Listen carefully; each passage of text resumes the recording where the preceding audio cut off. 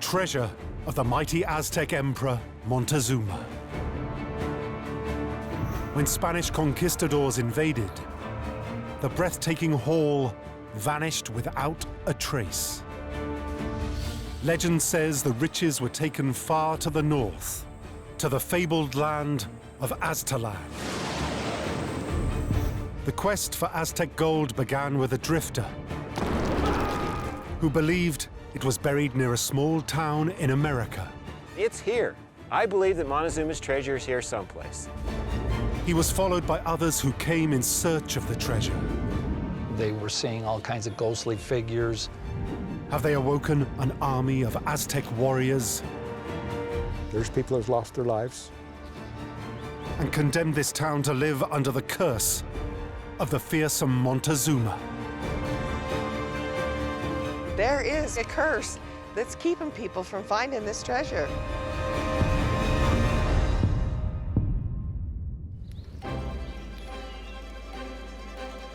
The quest started almost 100 years ago.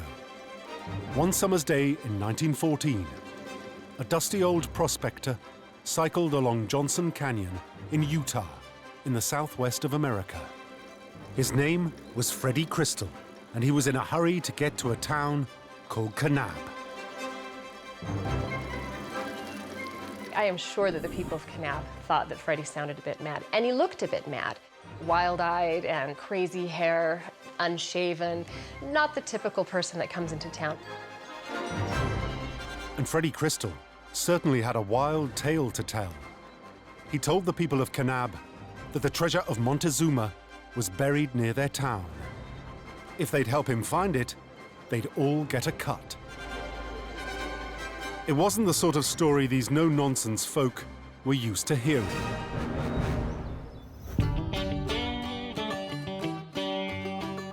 The bulk of the people who lived in Kanab were members of the Latter-day Saint religion, the Mormons, and they were small-town folk. They lived very ordinary lives. They farmed, they ranched, they ran local stores.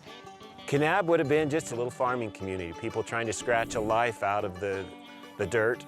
They didn't want much to do with anything with him or his treasure at that time.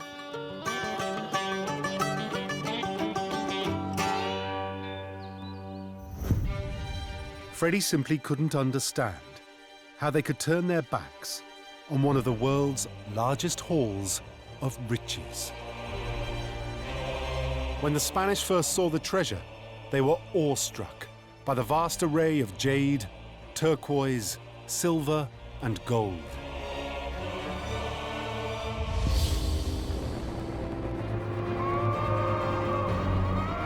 But when the conquistadors ransacked the Aztec capital, they discovered that the treasure had vanished. When faced with an agonizing death, the Aztecs still refused to reveal where the treasure had been hidden.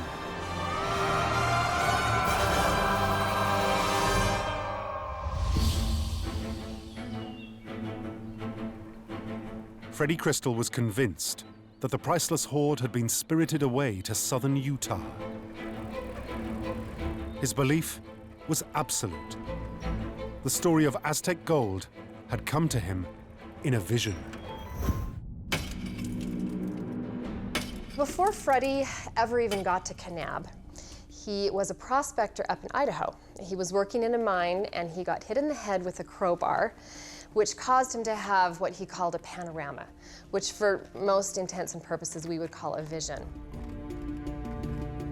In the vision, Freddy said he had seen a large number of Aztec warriors leading a massive procession of slaves.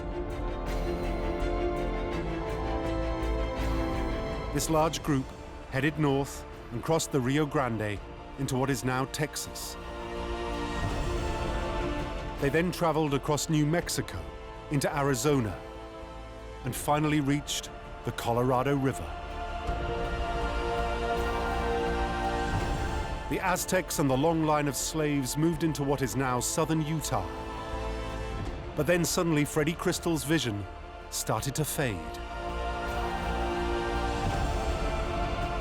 The Aztecs and the slaves completely disappeared.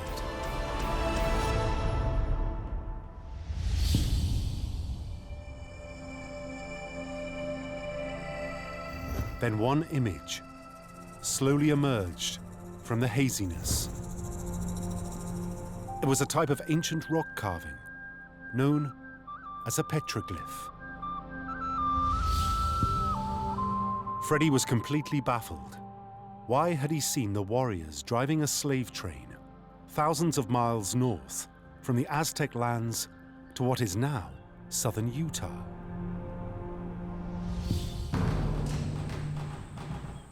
Freddy decided to find out all he could about the history of the long-lost Aztec nation. His reading led him to the events surrounding the downfall of the once mighty Aztec Empire.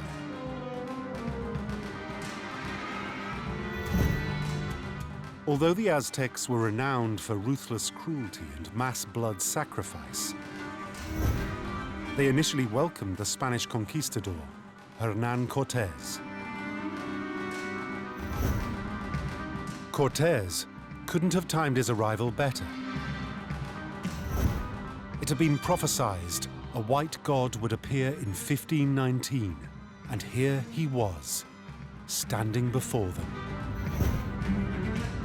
The Spaniard wanted to see gold, and the obliging Aztecs showed their new god straight to their treasury. The conquistadors were staggered, and one of their number stated that all the riches of the world were to be found in that single room. When the inevitable hostilities broke out, the Spanish murdered Montezuma and made straight for his treasure room. But the vaults were empty. The treasure was gone.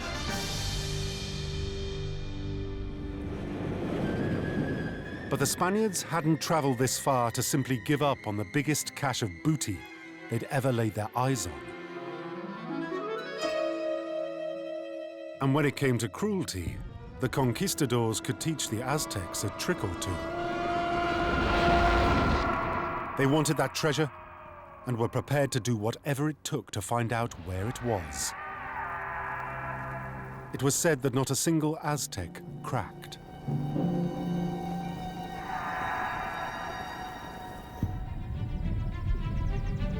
Freddy then read later accounts, stating that the treasure had been spirited away to the north, to the fabled original homeland of the Aztecs, Aztlan, located in what is now the southwest of the USA. Legend has it that the Aztec warriors were sealed up with the treasure in a cave. Their mission, to protect their emperor's treasure from anyone who broke in to steal it. And now, at last, Freddy realized the meaning of his vision. He was convinced he'd seen the army of slaves carrying the treasure trove as far north as the Colorado River. At that point, the vision had blurred. But then one tantalizing clue was revealed, and Freddy believed this was the marker pointing to the location of Montezuma's treasure. He did have one clue, and the clue he had was a petroglyph that had been carved onto a red wall. But the southwestern states of America are full of red canyons, covered with thousands of petroglyphs. For Freddy to find one particular petroglyph somewhere out in the vast wilderness seemed an impossible task. Freddy Crystal had hit a brick wall.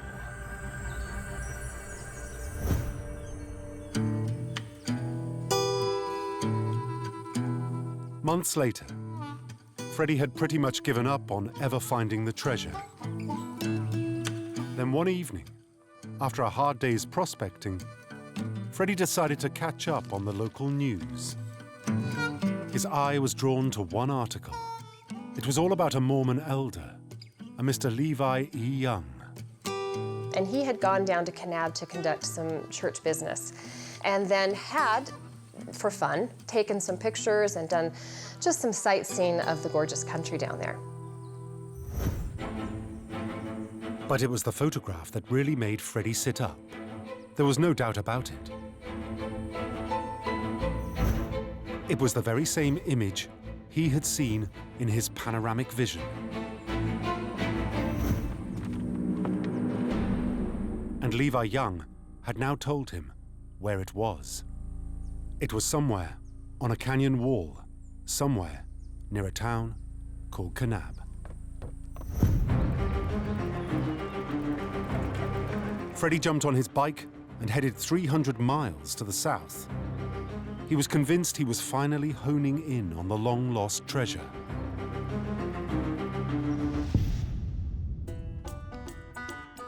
But Freddy's blind faith in his cause wasn't shared by the devout Mormons down in Kanab.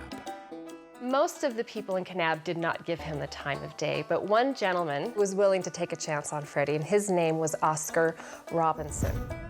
He owned a ranch, and he agreed to let Freddy come stay at his ranch. Oscar Robinson took Freddy in and gave him free board and lodging. This was a cowboy ranch. Oscar Robinson had a bunch of livestock, some sheep and some cows, and so he helped subsidize and give Freddy a stake. A lot of the other ranchers didn't like Freddy. He was a bit of a freeloader, and his one purpose to be in Kanab was to find the gold.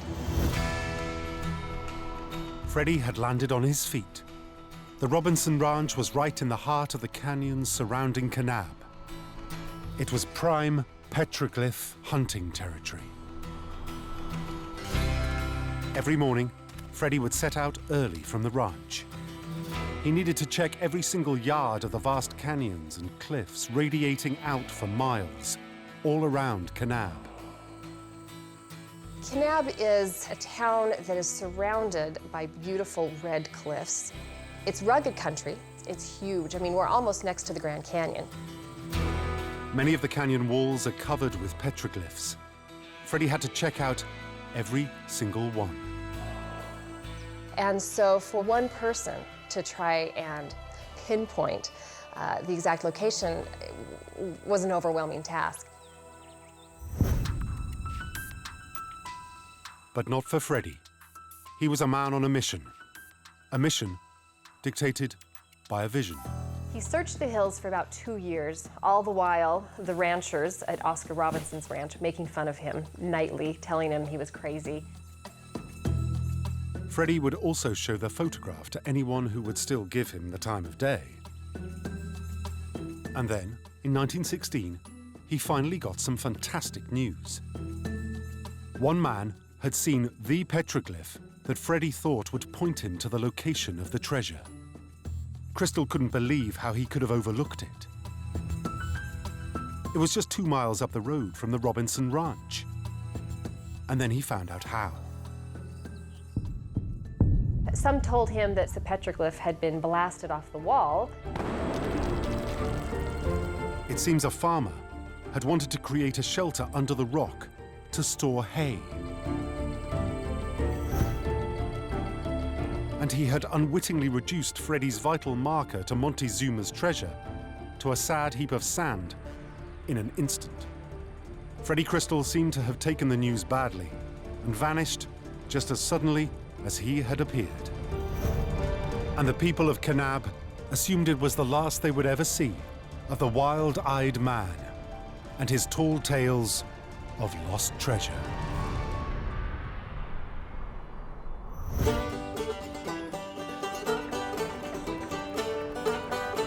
Then, in early 1922, a familiar figure was seen cycling along Johnson Canyon. They were very surprised 6 years later when Freddy showed up back in town. Freddy made a beeline for the Robinson Ranch. He had some great news for his old partner, Oscar. And he said he had spent the last 6 years in Mexico finding a map. After the sudden destruction of the petroglyph, a desperate Freddy had recalled his fevered vision. He had seen the vast procession of slaves leave what he now knew was the capital of the Aztec Empire, Tenochtitlan. In their rage at not finding the treasure, the Spanish razed the ancient Aztec city to the ground and rebuilt it as Mexico City. Freddy traveled to the city and once there, heard an intriguing rumor. It was said that one Aztec had been caught by the Spanish and he had a map. Furthermore, the map revealed the location of Montezuma's treasure.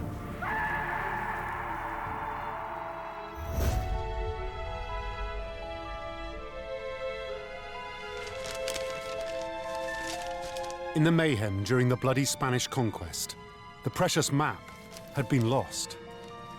Freddy learned that the old colonial records were stored in the basement of a monastery. So in the dead of night, Freddy Crystal jumped the wall and broke in.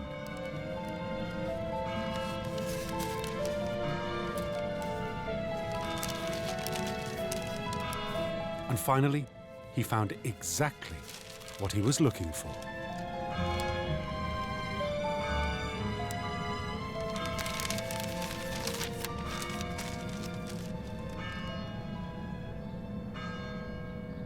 The map described an area. It had a cliff. Below the cliff, there was supposed to be a marsh, and then it was surrounded by 7 mountains. The cliffs and marshes reminded Freddy of the landscape in Johnson Canyon, but included something he had never seen on his many trips through the hills. A set of steps leading upwards.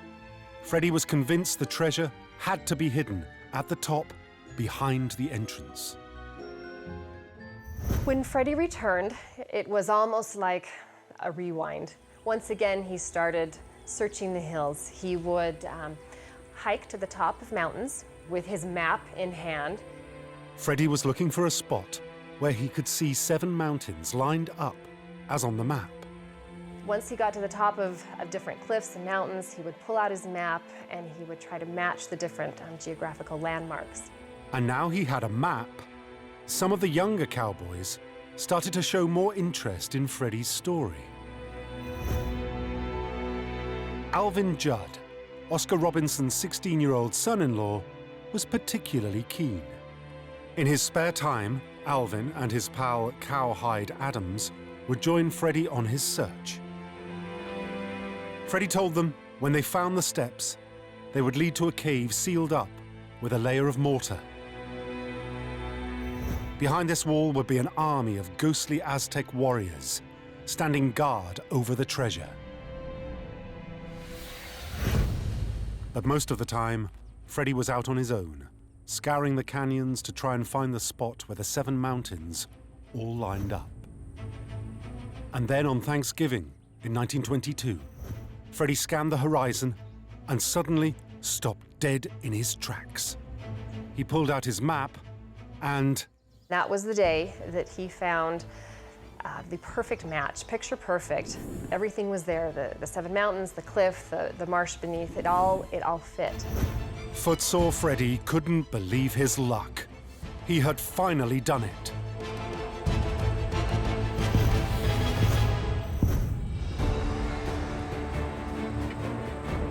He rounded up the young cowboys, Alvin Judd and Cowhide Adams, and they raced off to what they hoped was the cliff containing the treasure cave. Crystal scanned the canyon. He was looking for a set of steps cut into the rock face. They found the cliff, they were at the bottom, and they saw that there were stone steps going up. Freddy scrambled ahead, leaving the youngsters for dust. And all the excitement and all the blood pressure went up, and here's going to be the gold. Freddy was looking for something out of the ordinary in the rock face, some feature that didn't quite fit in.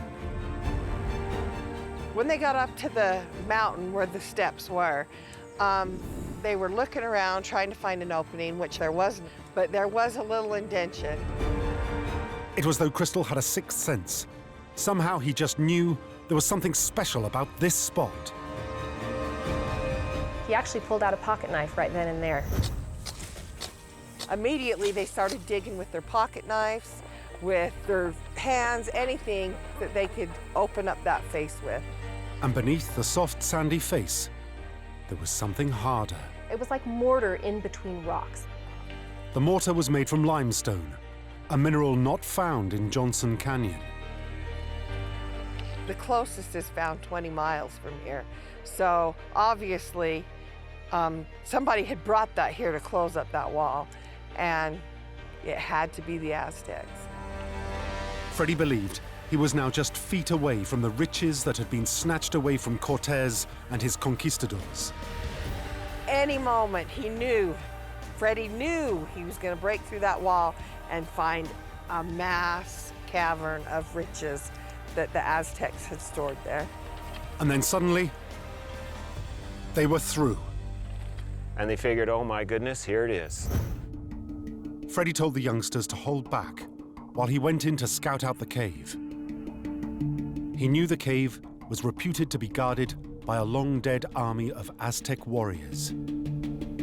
Freddy edged nervously along the sandy cavern. And then... there was actually a booby trap, and a boulder had rolled onto one of his legs and had actually pinned him there. Was this the curse of Montezuma? Freddy desperately shouted for help, and Alvin Judd rushed to his aid.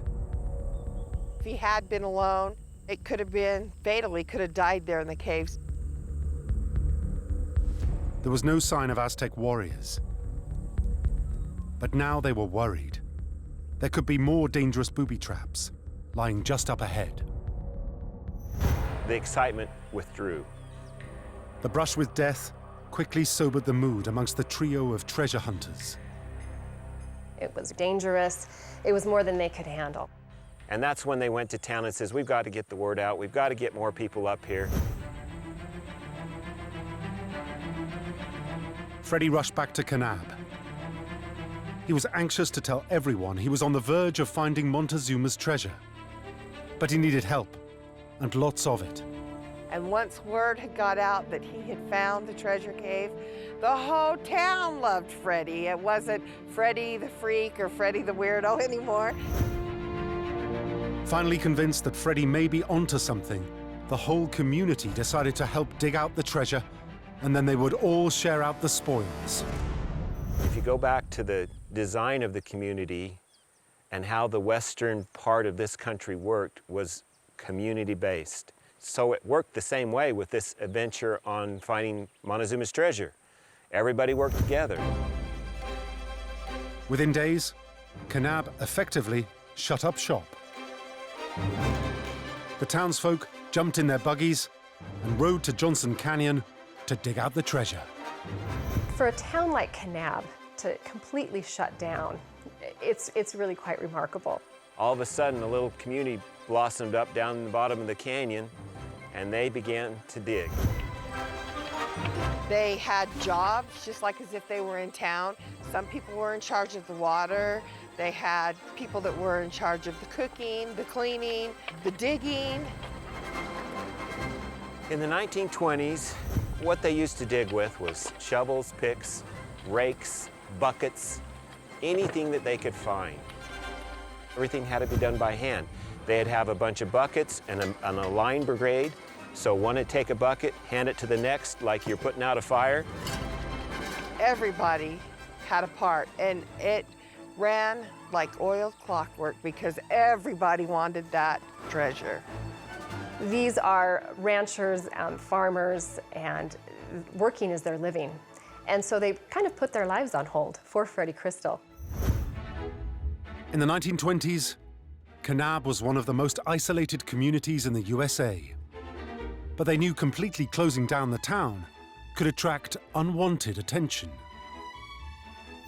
It was like a tent city here in Johnson Canyon, and certain people were left in town to make it look like the town was still busy and that it was thriving. The people of Kanab were used to thinking independently. In 1912, they had appointed the world's first all-woman council.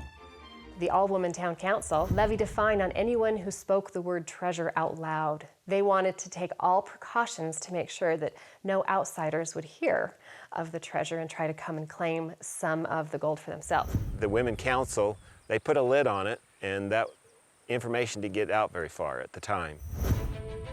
But despite the Petticoat Council's best efforts, pretty soon rumors began to spread.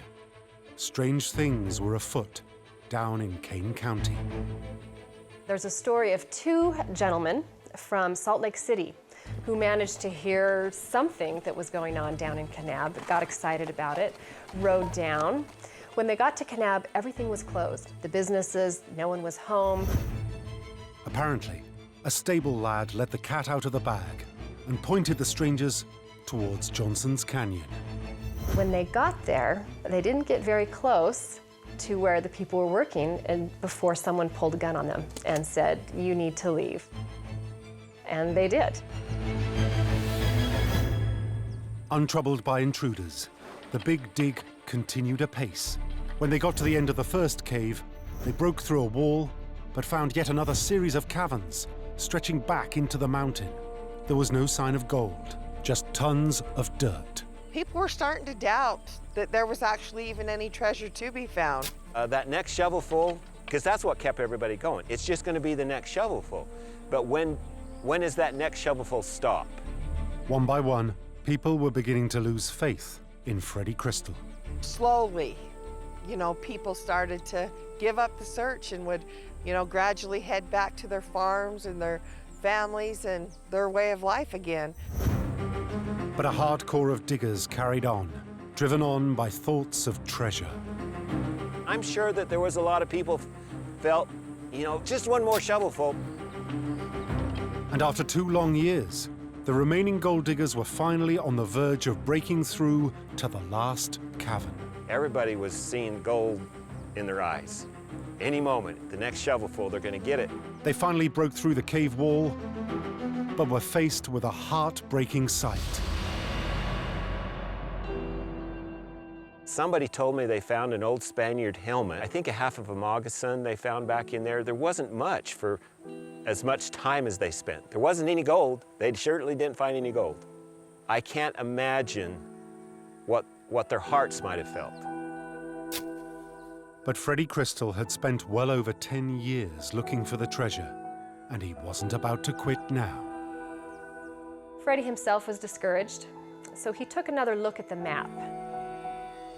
And it hit him that the tunnels were probably just a temporary holding of the treasure, and that the place they really needed to look was underneath all of the material they had just removed from the cave. So Freddy said, "You know what? We have got to dig here where we have been throwing all this stuff for 2 years." Freddy's sudden change of plan went down like a lead balloon. The townspeople were not happy with this. They had just spent, quite a long time emptying the tunnels to then be told they needed to move the very same material once again. And they lost interest. In 1924, the empty-handed townsfolk finally abandoned the dig and turned their backs on the man who had filled their heads full of treasure. Freddy just disappeared one day, and nobody really knew what happened to Freddy. Some speculated that the townspeople got angry at him and someone murdered him. It was said he was murdered in fury for all the wasted time. Some thought he was killed for his map, but others believed he had incurred the wrath of Montezuma and thought he may not be the last to die searching for the treasure.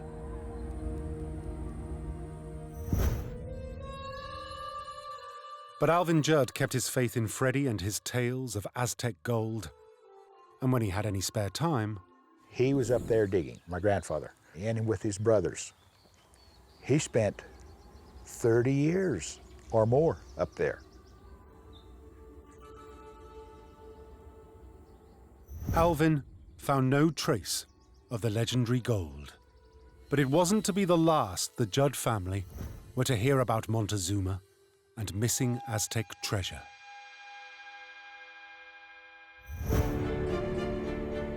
Freddy Crystal had arrived at Oscar Robinson's ranch in 1914. Almost 70 years later, another stranger showed up, talking about Montezuma and his long-lost treasure. His name was Raymond Dillman. The Dillmans showed up, and my mother was there alone this particular day. And this old green van drove up. And it was full of these Spanish-looking people, and they were big people. My mother was kind of scared because there was, she's out there alone. And they didn't dare get out of the van. My mom tells this story lots better than I do. When I saw the occupants in there, it really quite frightened me for a minute, and I thought, oh no, what would I do? Well, the dogs took care of it. And those old dogs probably would have licked you to death. Other than that, they would have done a thing to you, but they had a big bark. Orrinell Judd eventually summoned up all her courage. I went over there and he asked me if there were any hieroglyphics on the walls. And she says, yeah, there's some right there by the house. And he said, well, can I see them? He said, sure. So she walked over there and showed him. Raymond Dillman was looking for petroglyphs of 3 animals, all in a line. Below them, 3 circles. And it was the exact pictures that he was looking for. But there was one final image Dillman needed to account for. Well, do you have this big bullseye? Yeah, there's one down the canyon. The bullseye petroglyph, a 9-spiraled circle, confirmed Ray Dillman's theory. And he says, the Montezuma treasure is buried on your property. I said, oh, really? Is that what turned your hair white? Yes, all of a sudden. Any other family would probably have politely asked Ray Dillman to leave, but not the Judds. It's unusual, and it pricked our interests because naturally it was in our family, or we'd been part of Freddy Crystal and the whole 9 yards, and then to have somebody else come out of the blue and come right to there, and then for us to be able to take him right to the picture because we knew they were there. It's been in my family a long time. And this Dillman story of coming to our doorstep and continuing the saga in the 70s, early 80s, was amazing to us.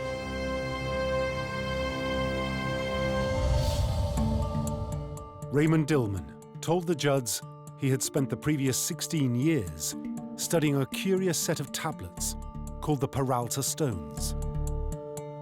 The stones were found in the 1950s, buried by a highway in Arizona. The Peralta Stones are thought by some to be a map to the legendary Dutchman's Mine in Arizona. But Ray Dillman believed the stones had led him directly to the petroglyphs on the Judd Ranch, what he claimed was the site of Montezuma's treasure. The picture of the horse's head and so forth is what was on the ranch. The rest of the tablets actually had the map, the etchings of the map to how that's how they got there. That's how they got to Johnson Canyon.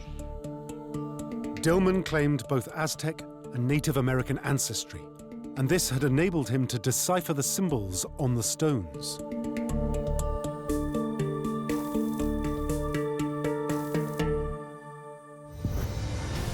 And if the stone map was good enough for Ray Dillman, it was sure good enough for Bruce and Brent Judd. The brothers got themselves an excavator and headed down the canyon, aiming straight for the bullseye. And we started digging this place out. In the 1920s, the whole town of Kanab had turned out with buckets and spades. 60 years later, it was just 2 men, but they had their heavyweight excavator. The amount of dirt that we moved was 30 or 40 or 50 times more than what they did. When you think that they didn't have any equipment, everything was handmade. After a few days of digging, there was a huge pile of dirt and rock at the base of the cliff. The ground under the 9-spiral bullseye was now exposed, and they soon made a grisly find. Bones. Lots of bones. Half their bodies had been burned. We're going, oh my gosh, he told us they were going to be here. But it wasn't just bones. They hit a ledge, and suddenly a small object tumbled down towards them. and it came running down towards us. And we all backed up and thought, oh my heck, this is a skull coming after us. And come to find out, it was just a pot, had clay on the top of it, and inside was 213 turquoise beads. It wasn't yet Montezuma's treasure, but it seemed a very good sign of the riches to come. So you can imagine how our hearts were pumping. You can imagine the gold in our eyes.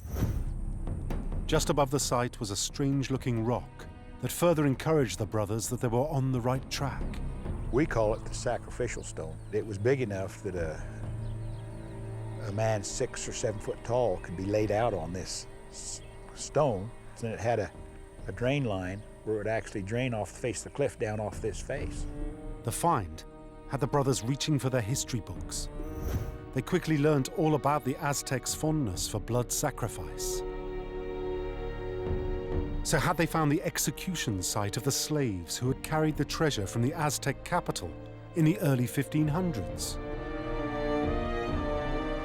My thought was, dang, this is a place where they sacrificed, because the blood could naturally go off the edge of the cliff. We figured it was that they were probably the Aztecs and that they'd beaten the people. And when they excavated further, under the cliff, they found a set of flat stones. We'd take that cover stone off, and the hole was completely full of sand. We'd go in and dig out that hole, go down about 8 feet, and then we thought we had a tunnel. Here's the entrance to the cave. Montezuma's is just the next shovelful. 2 feet in diameter, just enough for one person to get down in there. And guess what we found? Bodies. There were stones placed over the openings. And the first one that we opened up was just chock-a-block full of bones, human bones. The bones had been cannibals, they'd been eaten. The Judd brothers had clearly uncovered a burial ground. But could the bones be the remains of Aztec slaves that had carried the treasure far from the south? The answer turned out to be no. Carbon dating revealed the skeletons were from around 2000 BC, predating the fall of Montezuma by 3,500 years. These were not the bones of the Aztec slaves. It was a body blow for Brent and Bruce, and they called a halt to their hunt. However, the brothers remain convinced that Montezuma's treasure exists, and it is out here in the wild country surrounding Kanab. It's here. It's definitely here. It's here. I believe that Montezuma's treasure is here someplace. And Bruce now claims he knows where some of the treasure is actually hidden. I can probably say that I know where part of it is, but I'm not, I'll never go to it. I'll never go after it. Bruce now believes it is far too dangerous to hunt the treasure. Yeah, there's people who've lost their lives. The one took his boy back to see it, and a rattlesnake actually killed his son. And so there's some wild stories back in there. They've actually had some of the old Indians come back and say, it's not time, leave it alone.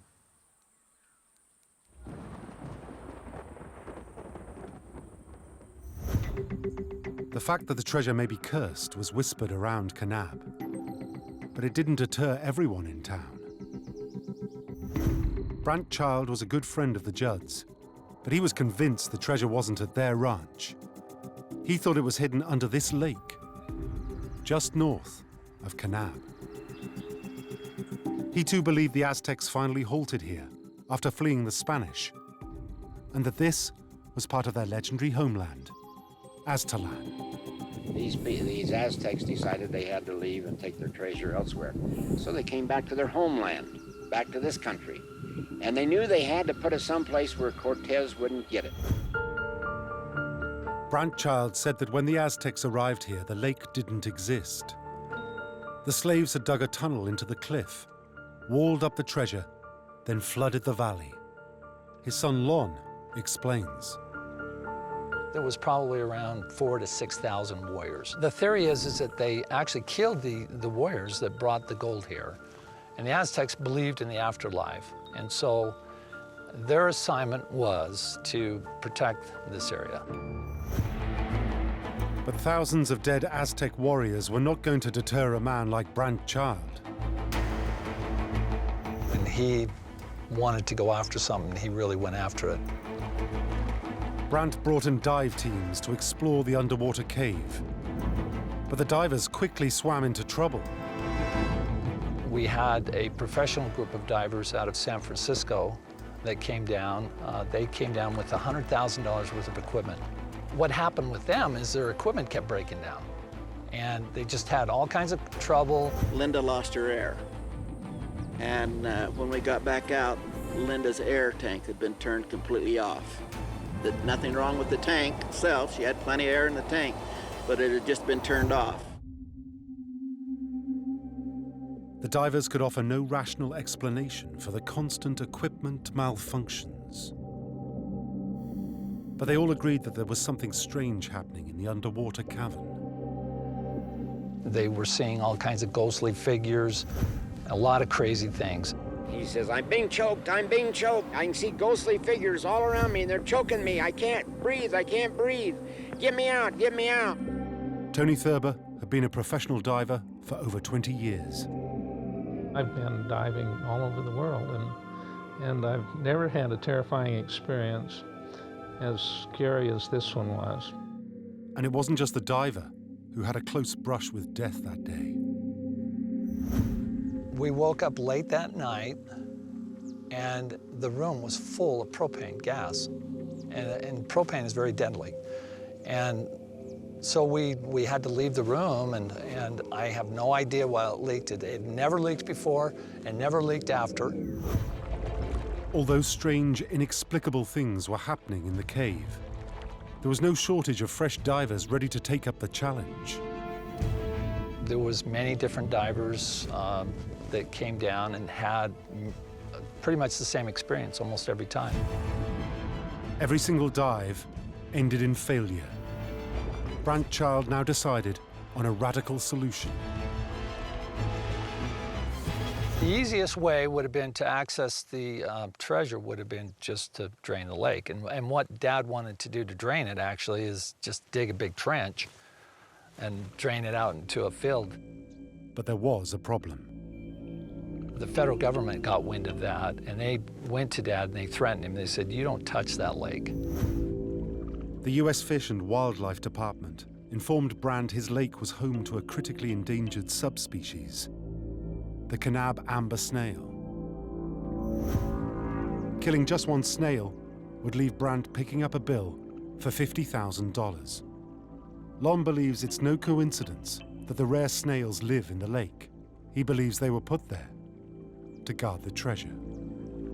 The Aztecs used a golden snail in their religious rituals. So the theory is that the Aztecs brought their golden snail from Mexico and planted it where they planted the gold.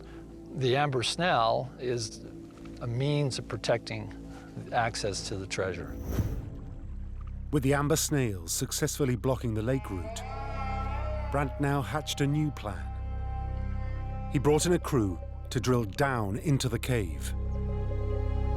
But then one of the crew had an unusual experience. He said, it's the strangest thing because I looked over on this knoll and there was an Indian standing there in full Indian garb and he was holding a spear.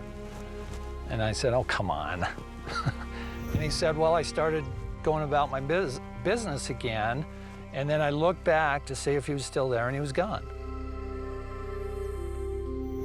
If this was a warning, the drillers chose to ignore it. And it wasn't long before they broke through to a cavern. And when they brought the drill bit up, they were staggered. When they pulled the drill bit out, it was flakes of gold on the drill bit tip. It was an amazing development, and they needed to see just what was down in the cave.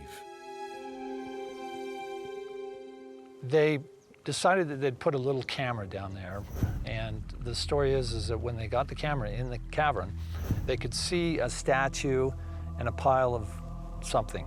He said he could see something in the middle of the room that was piled up in the middle of the room, and then he said he'd seen an image over to the side of the door where he figured the door was at, that there was somebody standing there. Some say it wasn't a statue, it was a figure of a man, and then this pile that they couldn't make out because they didn't have enough lighting. Yeah, they were very excited. But the excitement of the find was to be overshadowed by tragedy. And that well driller went home that night, and he had a heart attack and died. And then what I understand is a few weeks later, his wife died too. His own brother won't come to this very day and get the drilling rig that's still parked right up there up on top. And then, Brandt got a visit from a mysterious Native American. Dad said, well, that was the strangest thing. This Indian just came out and he told me that the treasure was here, but it is to be used for the Indians, to unite the Indian tribes, and that bad things would happen to you if you continue to go after it, so you need to quit trying to go after it. And this wasn't the end of the strange incident. They both started walking back, following his tracks in this sand, and after a while, his tracks just disappeared. My dad got to the point where he truly believed that it was probably just protected and it wasn't meant to come out, and so he gave up trying. We can't disturb it.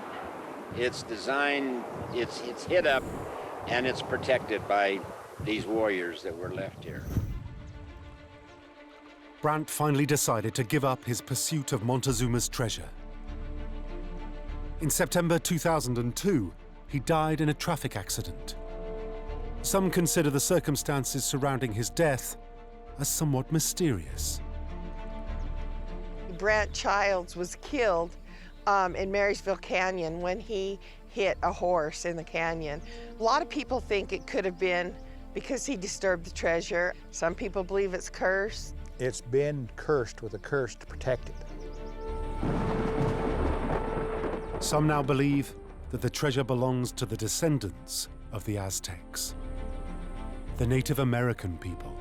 The legend says that there's a chosen one and that he will be able to come and access the treasure and that it will be used for the Indians.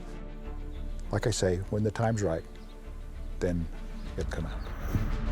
Lon Child has brought a halt to any attempts to get hold of the treasure at the lake. We're gonna let the Aztecs sleep. Yeah, they can have their treasure. Today, many in Kanab are convinced that the 6,000 Aztec warriors continue their silent vigil. They believe the warriors await anyone reckless enough to disturb the treasure of their long-dead emperor, the mighty Montezuma.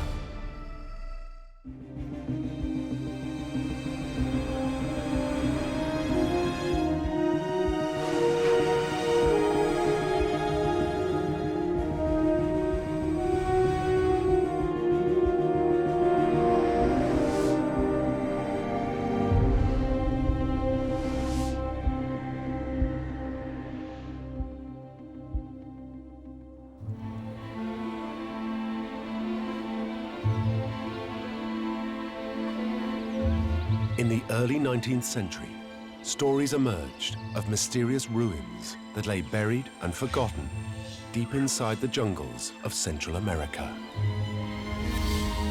But a lost civilization in this region was thought to be impossible in the 1800s.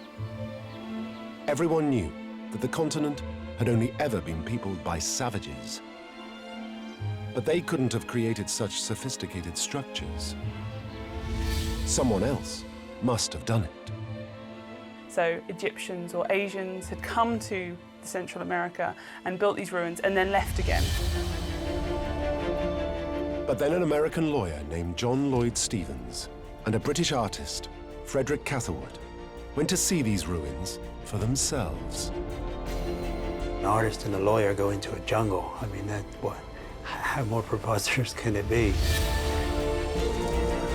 They traveled hundreds of miles through the jungles of Mexico, Guatemala, and Honduras to search for the ruins. Eventually, they uncovered the remains of 44 cities. It was extraordinarily exciting for them because they knew they'd found something the world had never seen before.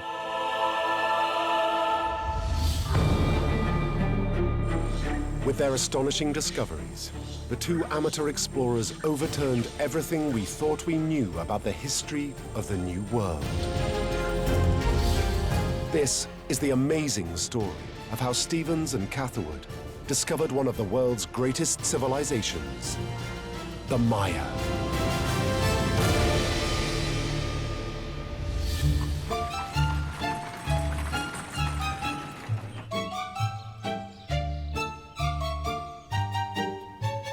John Lloyd Stevens was born to a prosperous New Jersey family in 1805.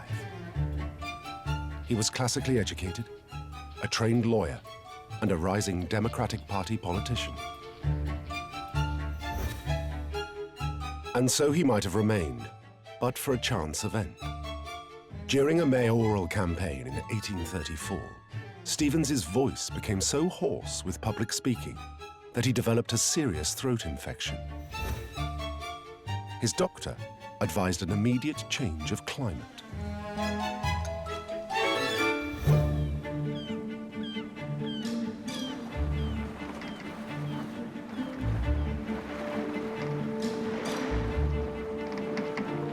Stevens took his doctor at his word. He enjoyed the thrill of traveling around Europe and the Middle East, writing about his adventures amongst the ruins of the Old World.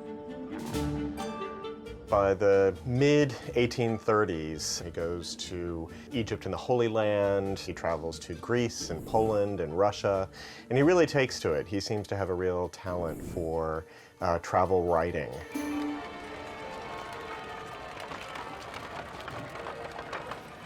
On his way back to New York, Stevens stopped off in London in 1836.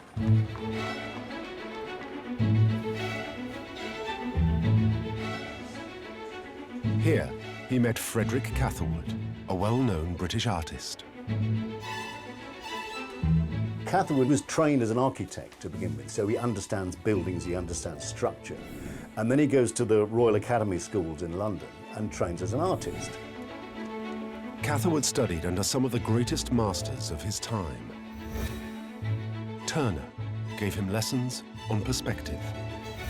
Others taught him how to draw buildings, and Catherwood became a highly accomplished architectural painter.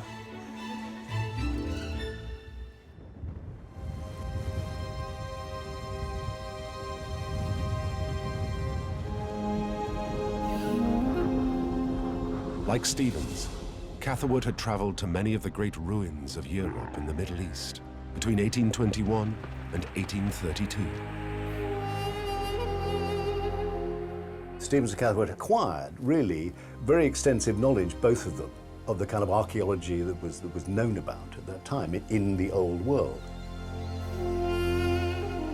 While Stevens had written about these ancient worlds, Catherwood had painted their ruins in great detail.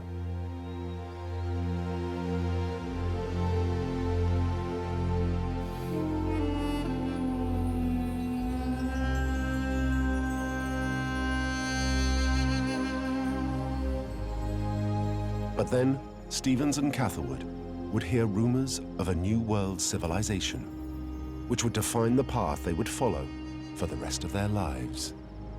They come together and discuss what is just about on the radar at the time, and this is these curious remnants of some sort of ancient civilization in Central America.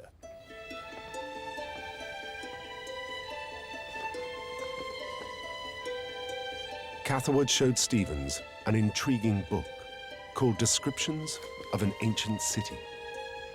Published in 1822, it displayed illustrations of ruins with palaces and pyramids covered with characters and symbols in a mysterious place called Palenque in southern Mexico.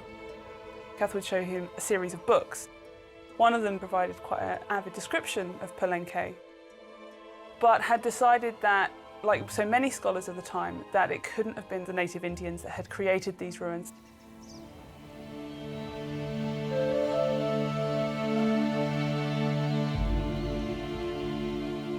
The idea that there had ever been a Native American civilization deep in the jungles of Central America was unthinkable to many in the 1800s. Indigenous Indians could not have built these ruins, could not have built such great palaces, and they were magnificent palaces for a culture that never moved beyond stone tools. Indians, according to historians of the day, were thought to be savage and primitive, and not capable of building such sophisticated cities. The view was that the ruins at Palenque must have been the work of other cultures. They must have been an ancient culture from across the sea. So Egyptians or Asians had come to Central America and built these ruins and then left again.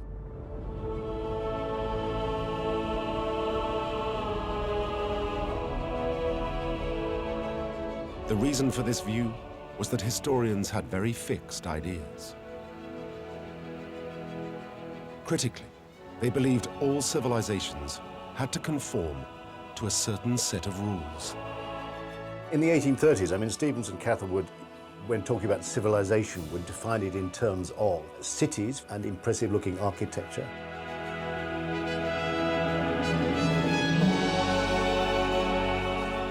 Evidence of rulers and rule, complex kind of agricultural systems, a writing system. And then there is time for people to be artists, to sculpt monuments, to study the sciences, travel, trade, have a wealth of goods, have teachers, schools. Everyone agreed that the primitive nomadic people of Central America couldn't have achieved anything like this.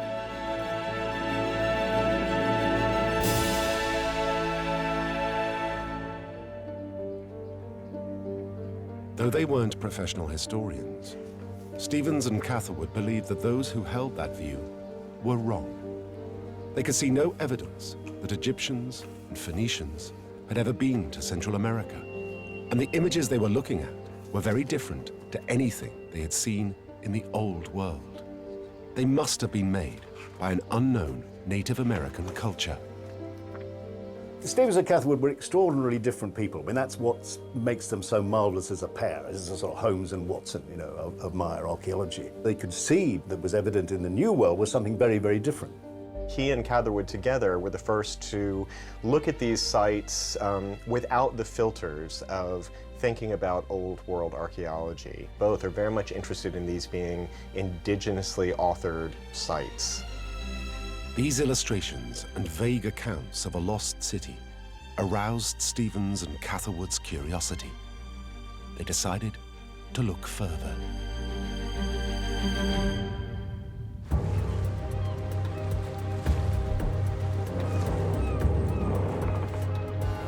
Two years later, in 1838, Stevens got another lead. A New York bookseller showed him several more works relating to ruins in Central America.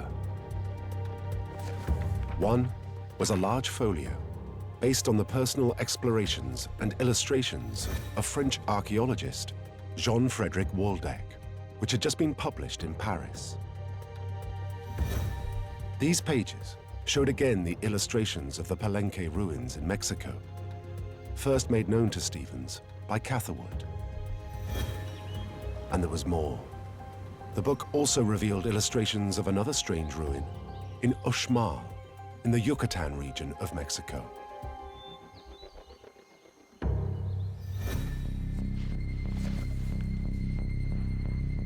Stevens then learned from the bookseller that yet a further set of ruins were said to exist in an area called Copan, in modern-day Honduras.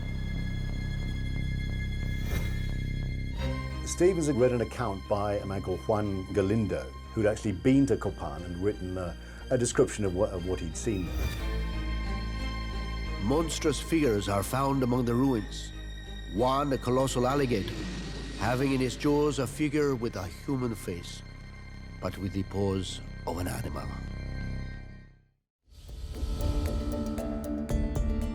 Stevens was stunned. He had now heard of 3 separate ruined cities. Palenque in southern Mexico, Uxmal in the Yucatan, and Copan in Honduras, all in the same region, but hundreds of miles apart. And who knew if there were any more? Stevens began to wonder, could these ruins be evidence that there had once been a great civilization in that region? He is, among the first of these explorer writers to begin connecting the dots and thinking about this as a coherent civilization. Stevens could see that there must be some connection between these ruins. And these weren't just one palace here and one palace there, completely different groups. There must have been something between them.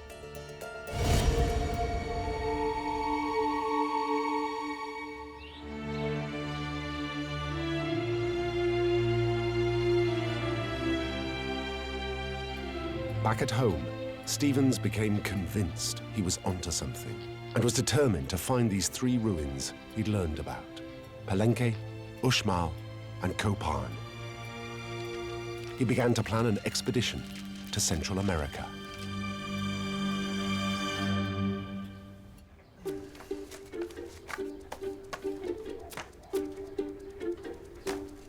Because Stevens was now earning substantial royalties from his successful travel books, he invited his artist friend, Frederick Catherwood, to go with him. Stevens sent him word to get ready. The deal meant that Catherwood would illustrate any ruins they find in Central America, and Stevens would pay for it. Catherwood packed his brushes, paints, and reams of paper. He also packed machetes and pistols, as there was a real chance of trouble where they were going. British Honduras and Guatemala were in the middle of a violent border dispute, and the area was considered a very dangerous place to visit. Stevens realized that they were going to need all the help they could get.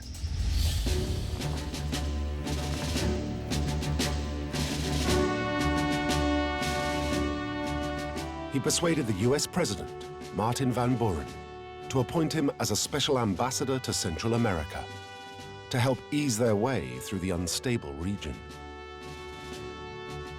He's even given a special sort of frock coat to wear for the sort of official occasions.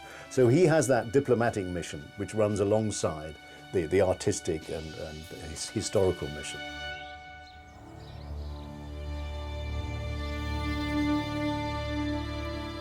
The only problem was, the 4 previous US ambassadors to have held this position had all died in office in Central America.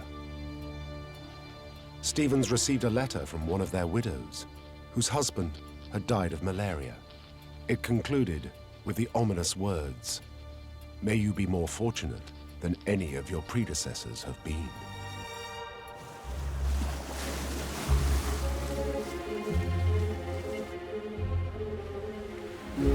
Stevens and Catherwood left New York on the 3rd of October, 1839, determined to locate the 3 ruins buried deep in the jungles of Central America.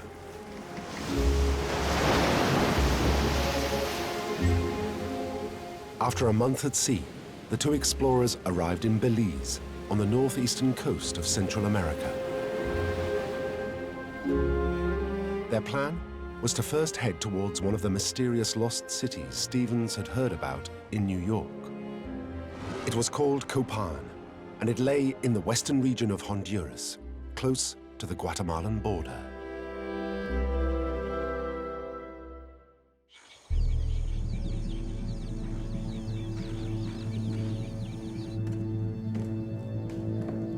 In honor of Stevens' diplomatic position, they were guests of the British governor in Belize, Colonel MacDonald, a veteran of the Napoleonic Wars. MacDonald warned them they were entering dangerous country, and his diplomatic pass would hold no sway with any rebel forces they may encounter.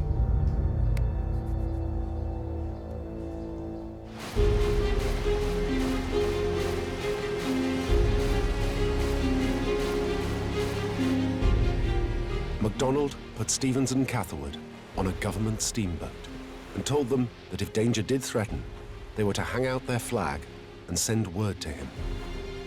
Then he sent them on their way with a 13-gun salute.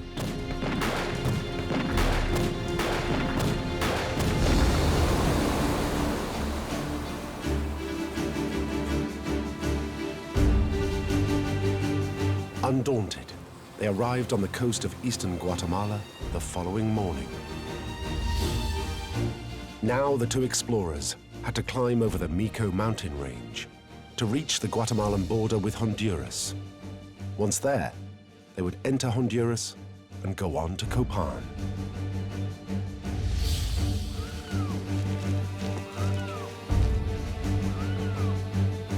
Stevens hired a guide who was fluent in Spanish and knew the grueling mountain pass that loomed ahead.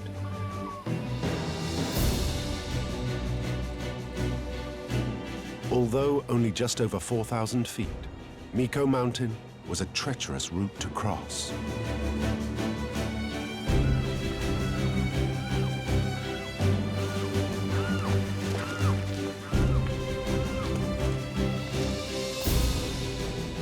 Stevens later described their experience in his book of the expedition, Incidents of Travel in Central America. For 5 long hours, we were dragged through mud holes, squeezed in gullies, knocked against trees, and tumbled over roots. Every step required care and great physical exertion. I felt that our inglorious epitaph might be tossed over the head of a mule, framed by the trunk of a mahogany tree, and buried in the mud of Mico Mountain. Catherwood looked at Stevens and groaned. If I'd known of this cursed Mico Mountain before I agreed to come, you would have come to Central America alone. Here's a guy in a jungle with guns on each hip and a sword, and in all likelihood wearing shades because he suffered from eye problems, inflammation of the iris, and there's a reference to him wearing spectacles. I mean, that picture, when you think about it, I mean, Keith Richards got nothing on that.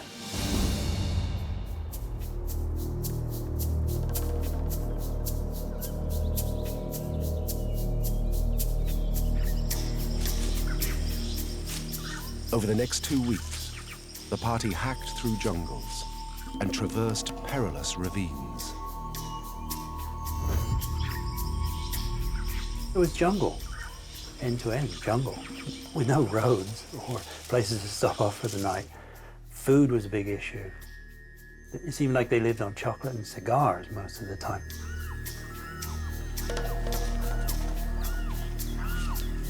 They passed hillsides with grazing cattle that reminded Stevens of rural England,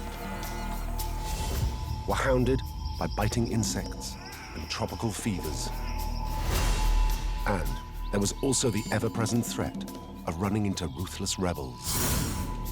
People get very nasty in civil wars, and the factions were already known to have committed atrocities and massacres and whatnot, and they had a very real suspicion of foreigners.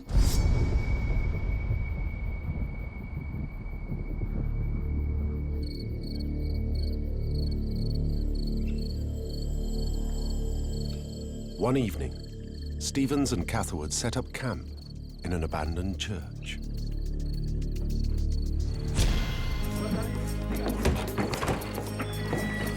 As they slept, drunken soldiers burst in, brandishing swords and muskets. Stevens recalled this incident in his account of the expedition. Here we were in the hands of men who would have been turned out of any decent state prison lest they should contaminate the other inmates. Their appearance was ferocious, and doubtless, if we had attempted to escape, they would have been glad of the excuse for murder.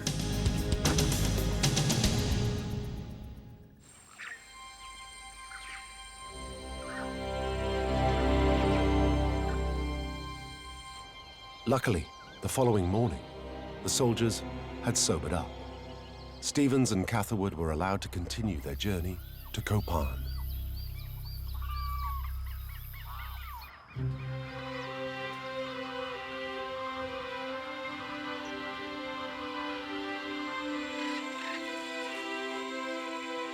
"14 days after arriving in Belize, the two men finally reached the area of Copan, a remote jungle region, little known by locals and rarely visited by travelers.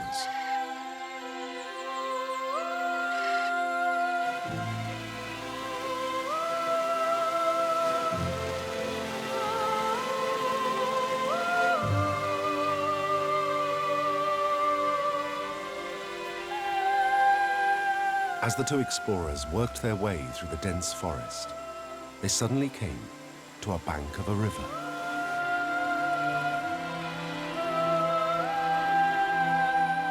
Across the water, Stephen's eyes fell on a large stone wall rising out of the undergrowth.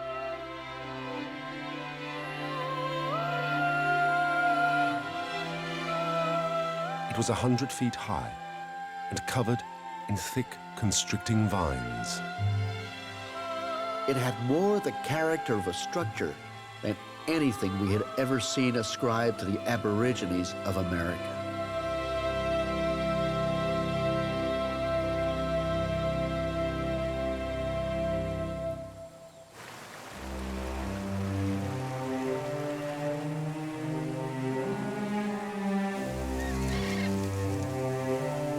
Stevens and Catherwood crossed the river to investigate.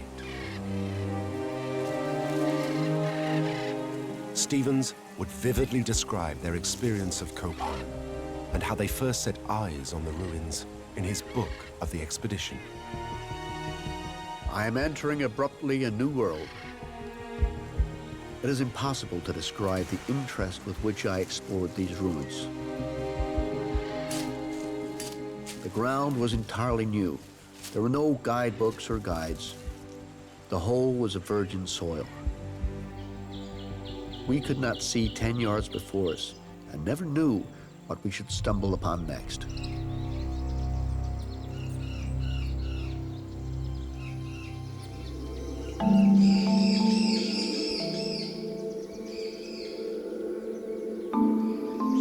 Stevens realized they had to clear the ruins of its tangle of jungle vines before they could really understand what lay beneath them.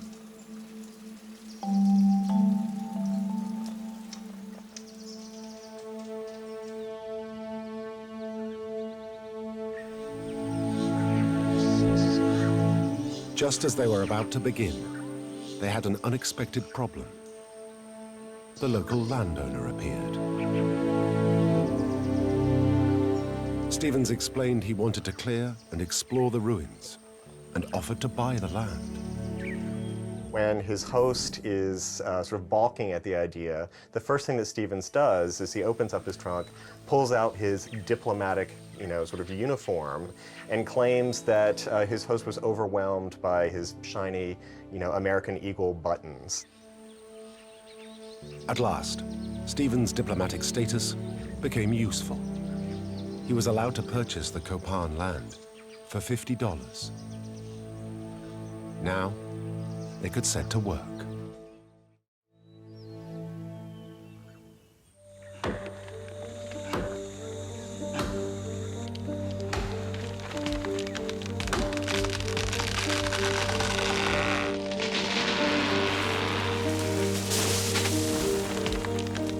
The following morning, the systematic clearing of the Copan ruins began. Copan was extraordinarily overgrown at this point, so they were seeing little bits and pieces of Copan at a time.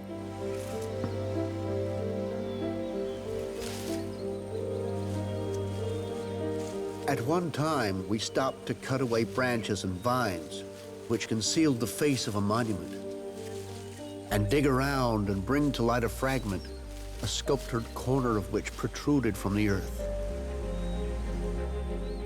It'd be like finding one statue in Egypt and not knowing yet that the pyramids were there. We go now and we travel there now and they look very clinical almost because they're very nicely cut lawns and all of the trees have been taken away. But they would have seen them thoroughly immersed in jungle. I leaned over with breathless anxiety. An eye, an ear, a foot, or a hand was disentombed. And when the machete rang against the chiseled stone, I cleared out the loose earth with my hands.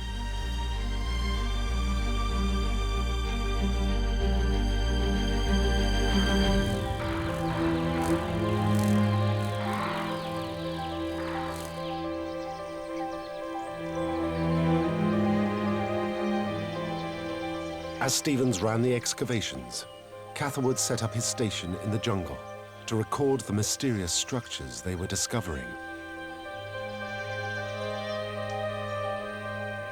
He used a piece of equipment called a camera lucida to help him detail what he was seeing with great accuracy. He had with him this apparatus, the camera lucida. The light came through a kind of prism and gave you an image which you could see on a piece of paper, and you could pretty much sketch it or trace it. And it was a great help to Catherwood.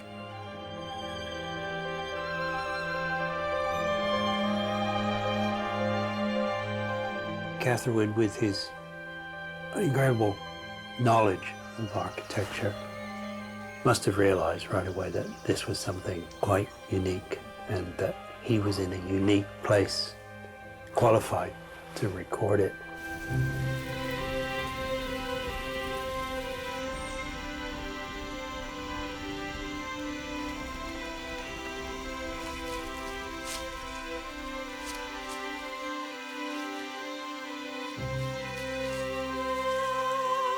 As Stevens and Catherwood gradually cleared away the jungle vines, they began to unearth evidence of a very sophisticated society.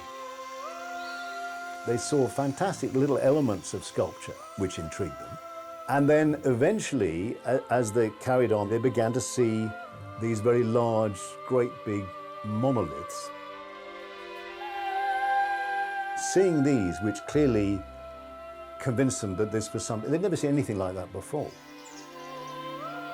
Working our way through the thick woods, we came upon a square stone column, about 14 feet high and 3 feet on each side from the base to the top. The front was the figure of the man, curiously and richly dressed, and the face evidently a portrait. Our guide called it an idol.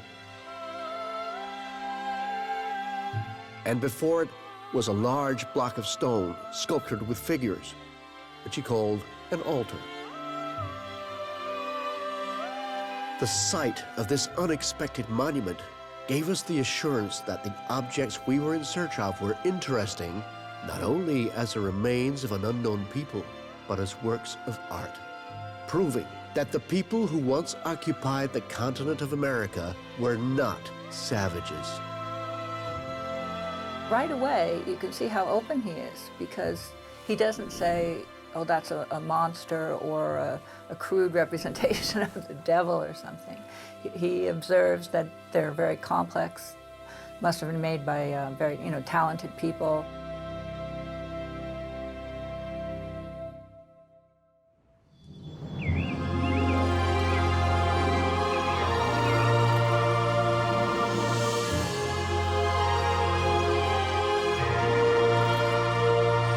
As the days passed, Stevens and Catherwood uncovered monumental structures that could have housed hundreds of people, and building blocks that showed all the hallmarks of a great civilization.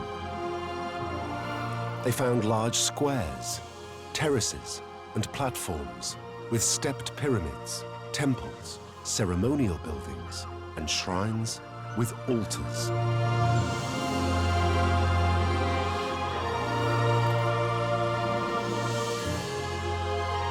We reached a terrace so overgrown with trees that at first we could not make out its form, but which, on clearing, we ascertained to be a square, and with steps on all the sides, as perfect as those of the Roman amphitheater.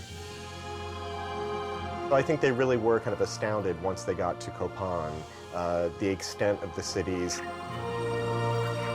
The beauty of the sculpture, the desolation of the city, and the mystery that hung over it, all created an interest higher, if possible, than I'd ever felt among the ruins of the old world. What is amazingly sort of human and endearing of him is the way he puts it, is that he says, you know, after a time, looking at these things, it was evident these weren't the monuments of savages. These are sophisticated people. Now, there could be no doubt. The two amateur men had found what professional historians had said could not exist. Proof that some form of civilization had once thrived in this area.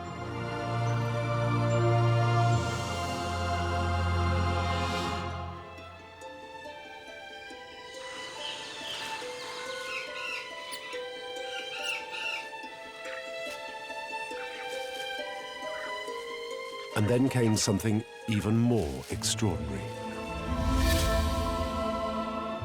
Writing.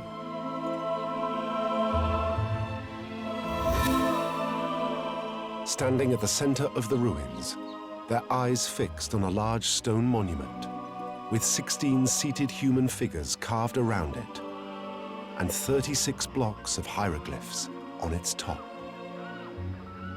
Catherwood knew from seeing all the Egyptian hieroglyphs that he'd drawn over and over again along the Nile that this was a writing system. And that the writing system, they talked together about this, probably had something to do with the images on the front. As Stevens and Catherwood's eyes examined the hieroglyphs, they were aware that all the great cultures of the past had developed their own writing systems. The people of Copan had clearly done the same, just like the civilizations of the old world. There were no associations connected with the place. None of those stirring recollections which hallow Rome, Athens, and the world's great mistress on the Egypt plain. But architecture, sculpture, and painting, all the arts which embellish life, had flourished in this overgrown forest. Orators, warriors, and statesmen, beauty, ambition, and glory had lived and passed away.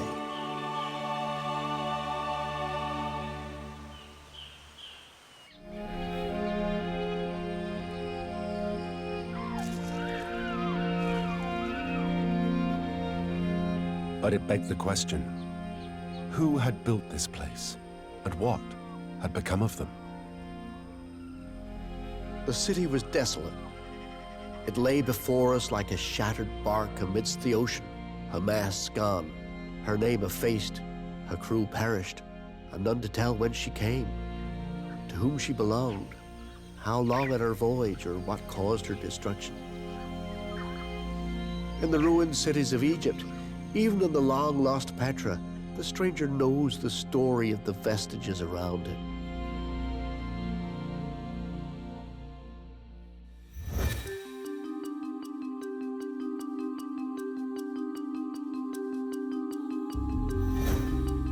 Stevens was convinced the answer to who had built this civilization had to lie in the hieroglyphs. One day, when someone could read them, they would be able to understand the history of those who had lived here. In regards to the age of this desolate city, I shall not at present offer any conjecture. One thing I believe, that its history is graven on its monuments. Stevens really believed that these were historical documents, that they weren't simply, say, astronomical observations, that they're the stories of real people's lives.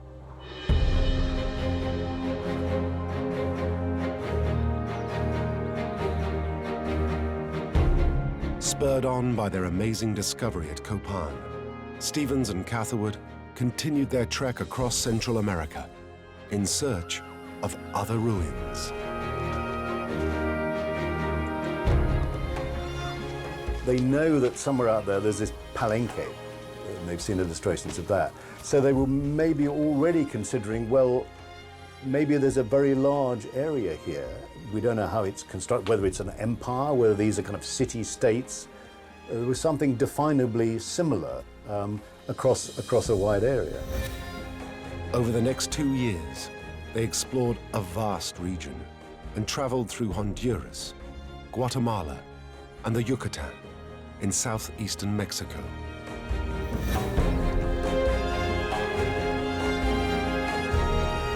Stevens and Catherwood uncovered, surveyed, and recorded another 43 ruined cities that had lain buried and forgotten for hundreds of years,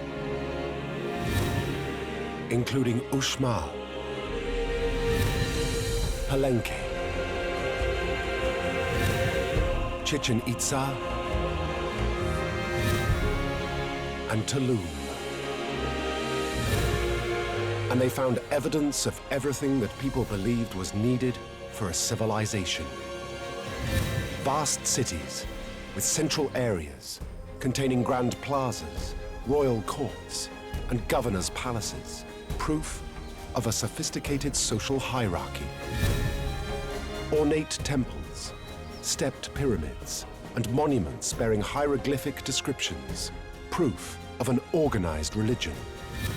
Gymnasiums and ball courts, astronomical observatories, intensive farming land, markets and trading centers, outlying villages, lookout towers and defensive walls with linking roads and causeways, all with a common architectural style that confirmed that there was once a single vast civilization here.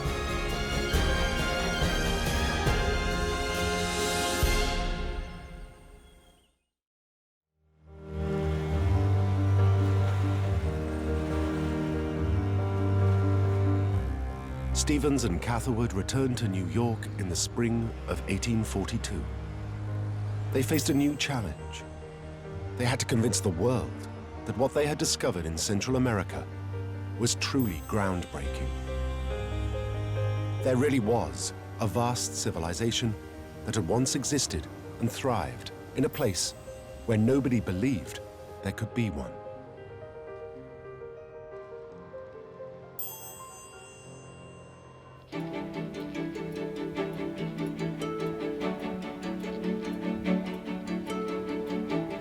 Stevens decided the best way to achieve this would be to publish a written, illustrated record of their expeditions.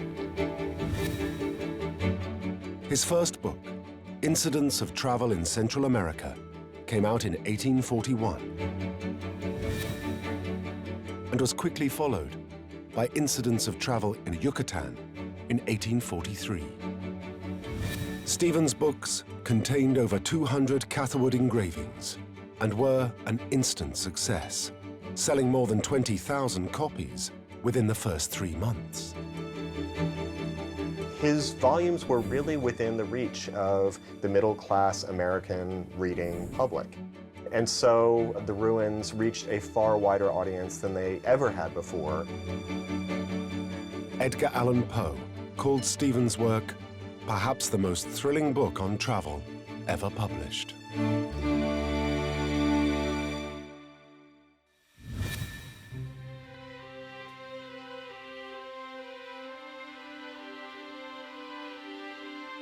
Catherwood then released his own volume, Views of Ancient Monuments in Central America, the following year.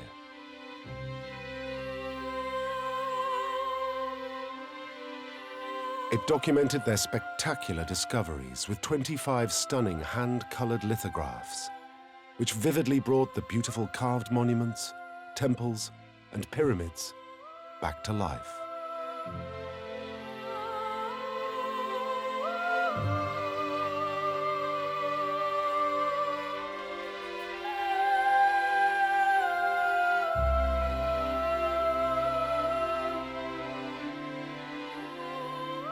What Catherwood did with his drawings was not so much just make pictures.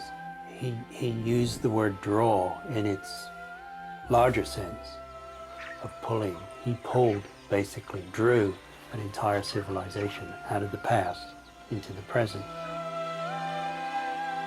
I think that there is a real parallel between Catherwood's painstaking illustration of every inch of a monument. And Stevens doing the same thing in prose. Together, the writings of Stevens and the illustrations of Catherwood would captivate the imagination of their readers. Stephen had a fantastic rhetoric. His writing style was clear, descriptive, immersive, and he really portrayed a lot of his passion for what he was doing through his writing.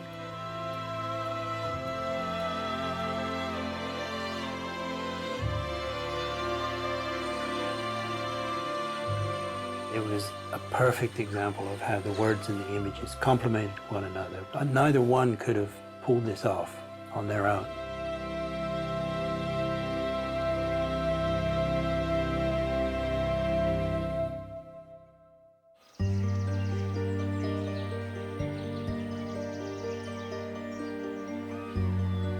But for all their extraordinary revelations, there was still one question they could not answer. As Stevens wrote, I now bid farewell to the ruins.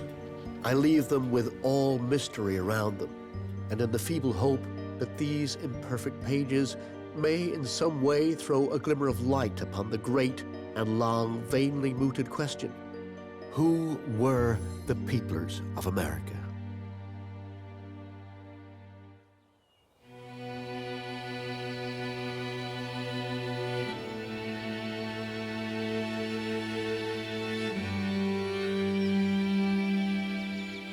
Stevens and Catherwood would never know the answer. They both died early in their lives. Stevens from malaria at the age of 47, and Catherwood drowned when his ship sank crossing the Atlantic in 1854. He was 55.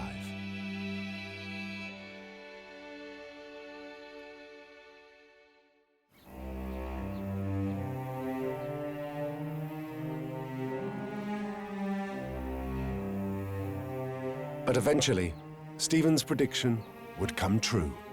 When someone could read their hieroglyphic descriptions, they would understand who these people were.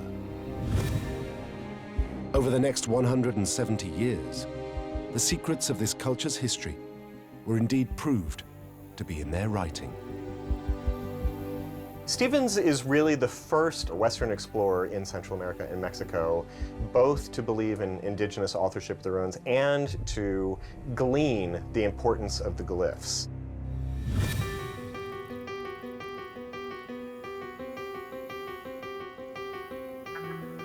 Archaeologists, inspired by Stevens and Catherwood's explorations, managed to read the writings and the images, and a picture emerged of the rise and fall of one of the world's greatest civilizations, the Maya.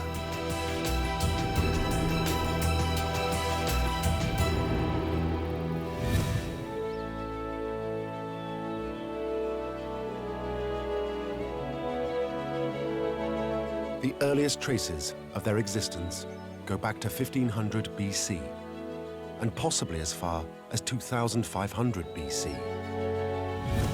Their kingdoms stretched across a vast area of Central America, from southern Mexico to the Atlantic and the Caribbean coast of Belize.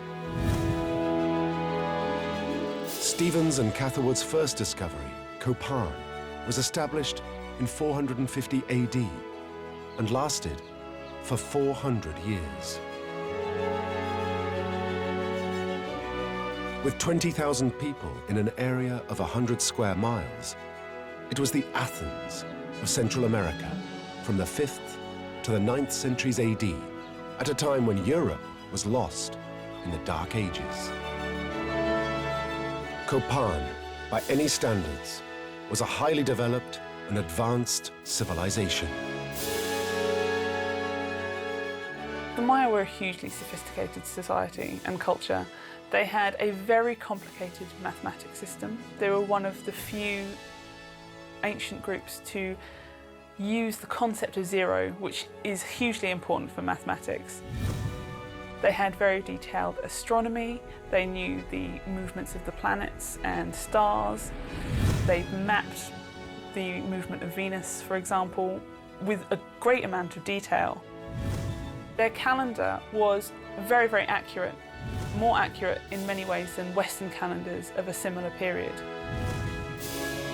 They managed to build these temples without the use of metal tools. They had very little metalwork, other than gold and silver for decorative purposes. They never had the wheel. They didn't have pack animals. There was no horses or carts or anything like that. But they were able to create temples as large, if not larger, than those in Egypt.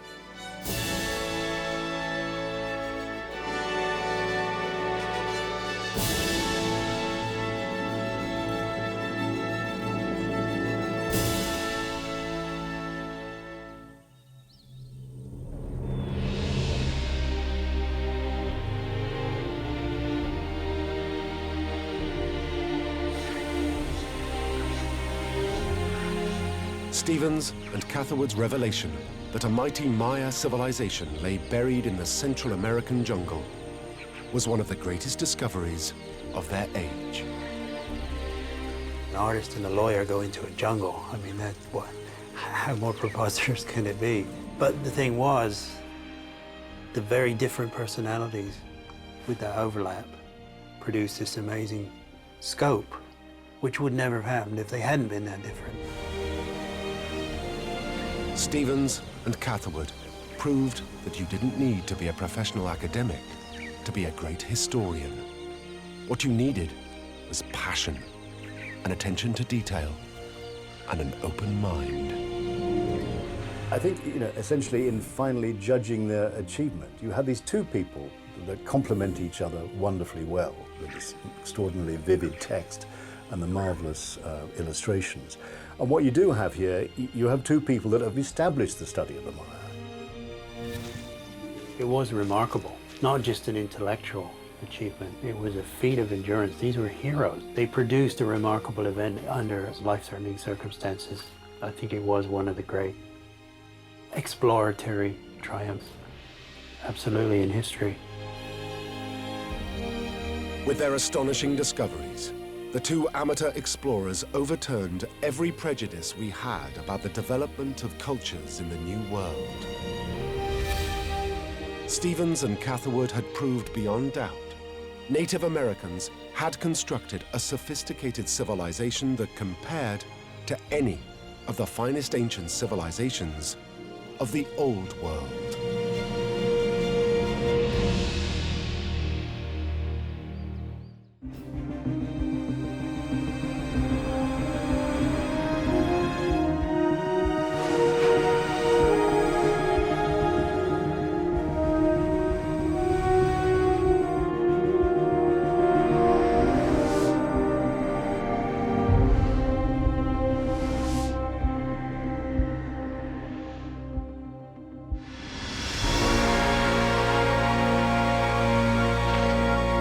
In 1924, a young girl found an extraordinary object deep in the jungles of Central America.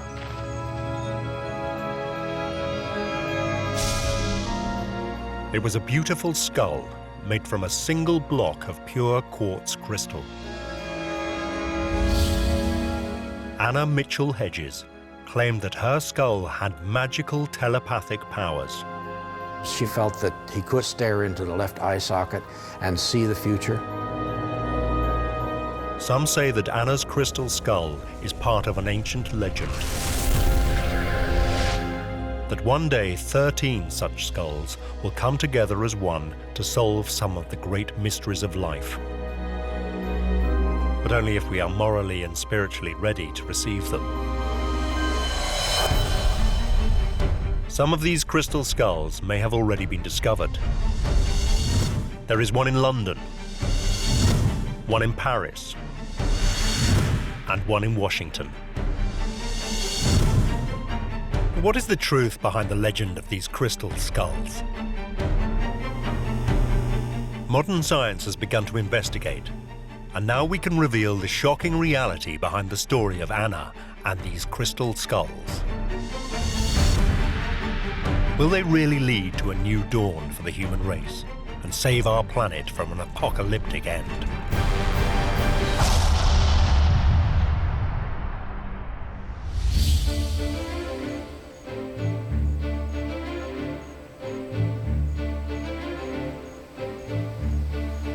The story of Anna and the crystal skulls begins with Anna's adopted father, Frederick Albert Mitchell Hedges. A self-made man and adventurer who is said to be one of the inspirations for Hollywood's blockbuster movies, Indiana Jones. Born in Victorian London in 1882, Mitchell Hedges started out as a clerk in London's Stock Exchange at the age of 16, but he didn't stay long. In his 20s, he sailed to New York and worked on Wall Street, where he made a small fortune. I had left home with a few pounds and no job, and I returned at the age of 23 an assured man of the world, possessor of over £4,000. He then decided to become an explorer and archaeologist.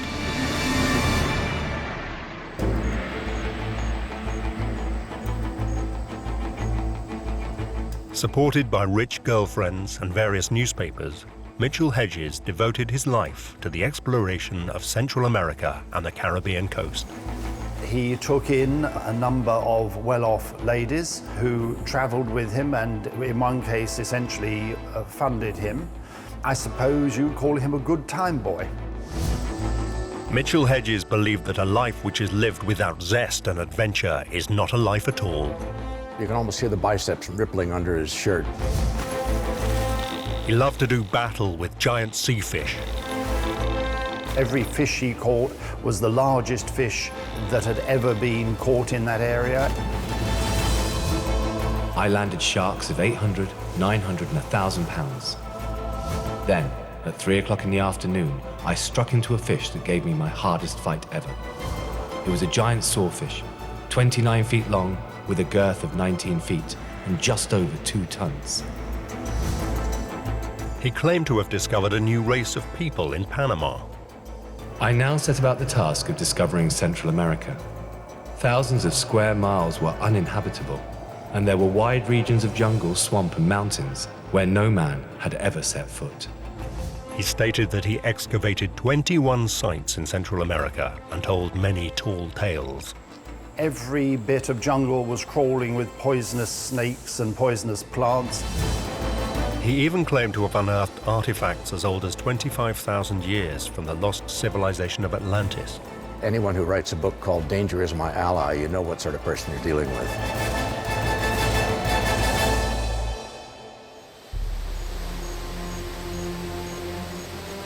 But despite his bravado, Mitchell Hedges was keen to be taken seriously as an archaeologist. Mitchell Hedges certainly collected a lot of exotic archaeological material, some of which he illustrates in his books. I have given to the enrichment of the museums in England and the United States some thousands of ethnological, archaeological, and ichthyological specimens. Never have I accepted a penny from a museum or institution, either to finance my expeditions or in reward for my endeavors.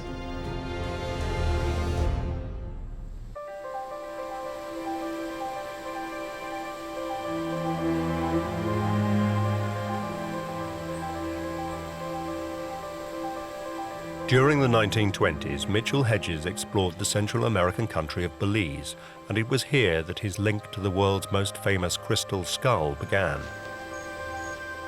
Accompanying Mitchell Hedges was his 16-year-old adopted daughter, Anna. Anna had lost both her parents by the age of 10. Her mother had died during childbirth, and her father in the First World War. Mitchell Hedges had taken the French-Canadian orphan under his wing in 1917, and Anna became his frequent travel companion.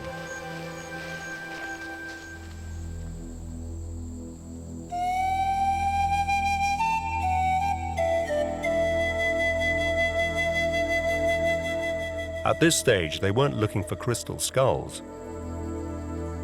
Mitchell Hedges was determined to find one of the lost cities of the ancient Maya civilization deep inside the jungle. If we could find it, we hope to be able to add considerably to the knowledge of the Mayan civilization.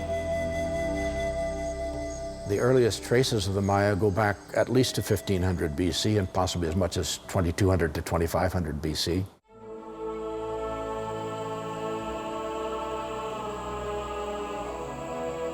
The Maya were one of the ancient world's most advanced civilizations before their collapse more than 1,000 years ago. Their empire stretched across an area from southern Mexico to the Caribbean coast of Belize.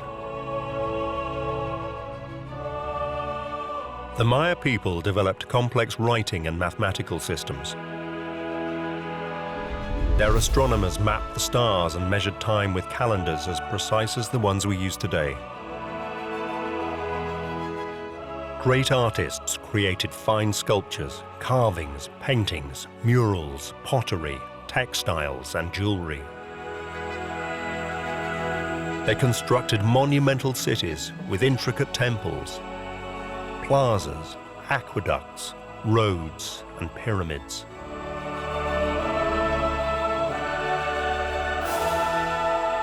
It's interesting how much archaeological work in the Maya area is surrounded by a kind of a miasma of romantic quality, you know, the sort of gleaming white temples in the jungle.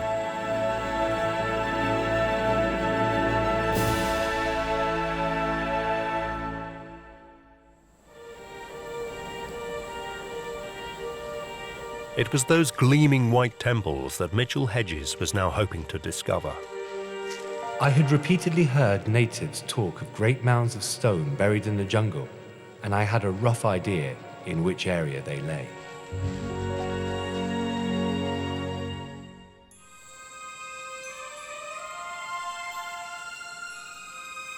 Like her father, Anna would record their adventures together in great detail, and it's her accounts we largely rely on today. We arrived in Belize and went into the jungle, which was very difficult. And my father stumbled upon a stone, and he shouted to the world, "We can't be far from this lost city."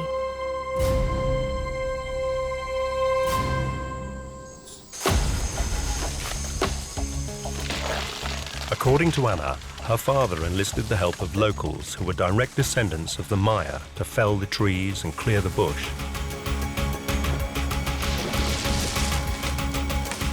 Eventually, their work revealed something spectacular.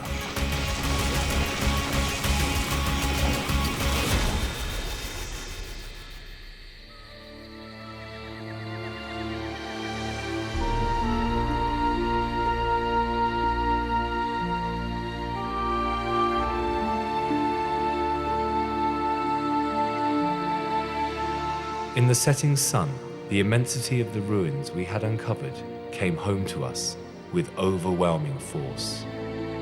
Slowly, the sky crimsoned, a red glow tinged the jungle and the desolate courtyards, the terraces, the pyramids of this great city, which we called Lubaantun, the Maya word for the city of fallen stones. Lubaantun's an absolutely fascinating Maya site. It sits on a dramatic ridgetop between two ravines, about 20 miles inland from the coast of Belize, and it consists of a series of courtyards and temples and palaces. It was founded about AD 700, and we know that it was abandoned by about AD 850.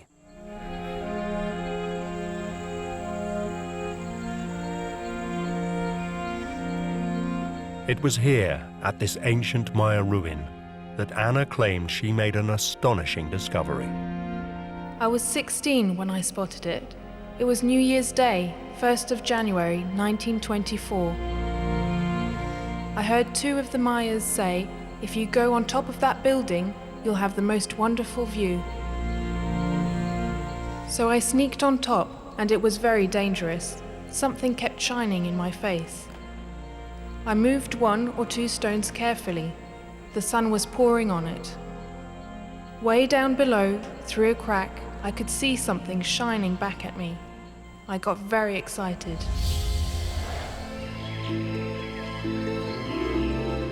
Anna seemed to have discovered a chamber deep inside the pyramid, which was now overgrown with jungle vines and trees.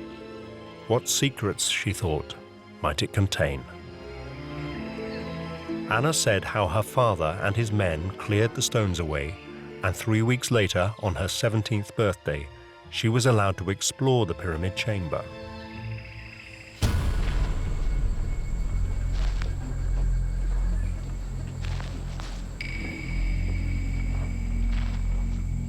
I had a light, and I was let down by 2 ropes around my body.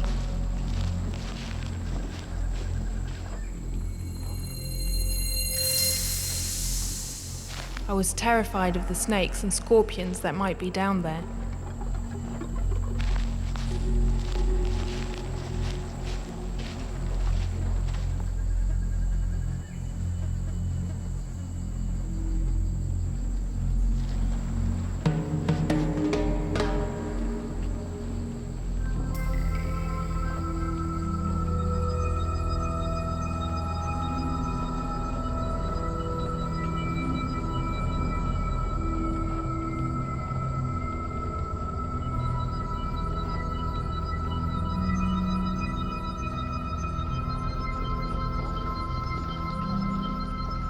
But then, through the gloom, I could see something in the light.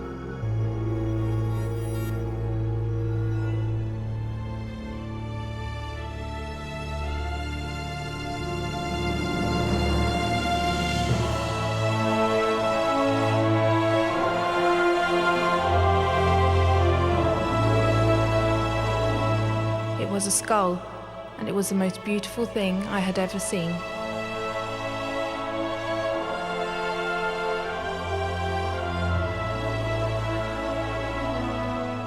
So I picked it up, wrapped it in my shirt so it wouldn't be hurt, and shouted to the men to pull me up as fast as they could.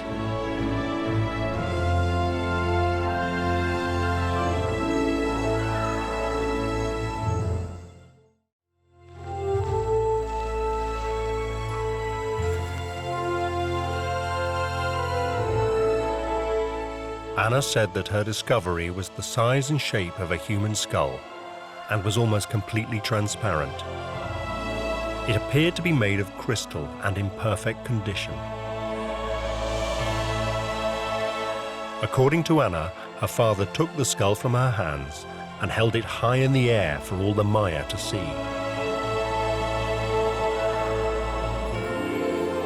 There was a moment of stunned silence. Then all the Maya helpers went wild with joy, kissing the ground and hugging each other.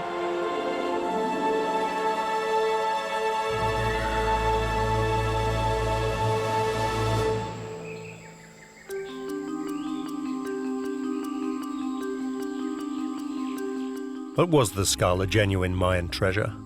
And who had placed it deep inside the pyramid chamber? The answer, according to Anna, came 2 days later, when they were visited by a Maya elder from a neighboring village.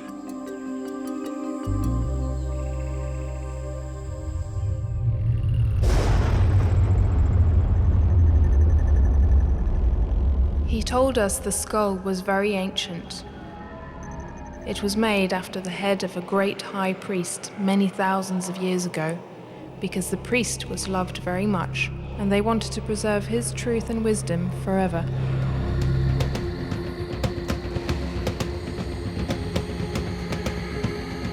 According to legend, it was used by the high priest of the Maya when he was performing esoteric rites.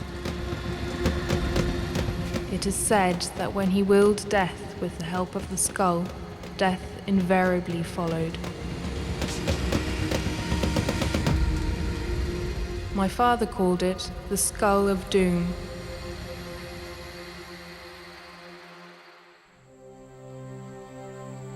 Anna said her father thought the skull was so sacred that he gave it to the Maya, much to Anna's displeasure. I was very angry because I had risked my life to go down and get it.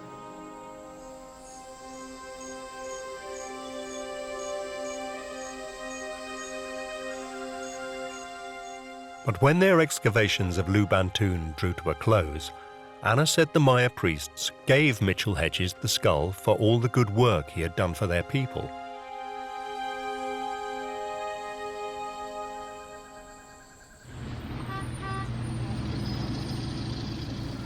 The family returned with the skull to England in 1927. Intriguingly, Mitchell Hedges kept the skull entirely secret for the next 27 years, when he would write about it in his 1954 autobiography, Danger, My Ally. How it came into my possession, I have reason for not revealing. The Skull of Doom is made of pure rock crystal, and according to scientists, it must have taken over 150 years, generation after generation working all the days of their lives, patiently rubbing down with sand an immense block of rock crystal, until finally, the perfect skull emerged. It has been described as the embodiment of all evil. Several people who have cynically looked at it have died. Others have been stricken and become seriously ill. I do not wish to try and explain the phenomena.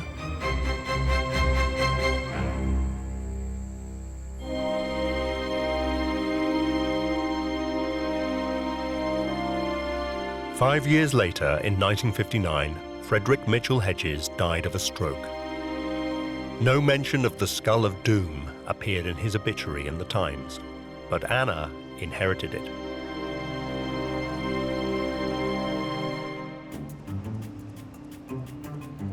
It was now the crystal skull went public. Anna contacted a business colleague of her father's, San Francisco art dealer and restorer Frank Dorland, to promote her crystal skull in the US with a view to a sale for $50,000. Dorland wrote to her in November 1963. The Skull of Doom, or perhaps more likely the Skull of Knowledge, as I have said many times before. I would like to handle this art treasure for you. We can launch a program about the skull and get your price.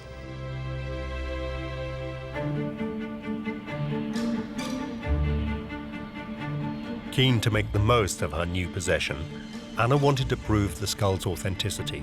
She flew to New York with it and left it with Dorland to carry out further research. When I come out, it is so that I take out the Skull of Doom, which was the only thing my father ever kept from any of the expeditions. I hope that it too may one day find a home where it will be revered by all who see it.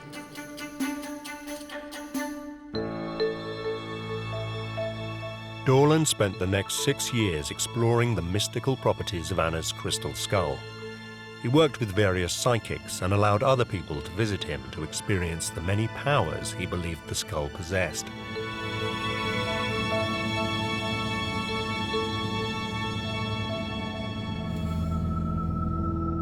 Soon, peculiar things started to occur whenever the skull was out of the vault.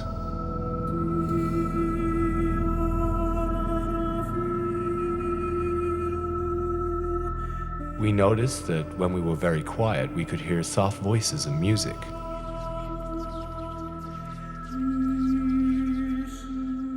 Sometimes there was an odor, an elusive sweet, sour, wet fragrance that reminded me of apple blossom and vinegar, mixed with the unmistakable smell of an icy mountain stream.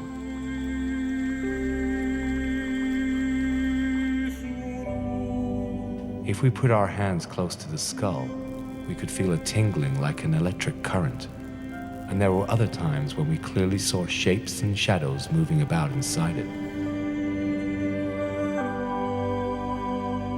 Here was an inanimate object sitting on our research desk, singing to us. What was going on?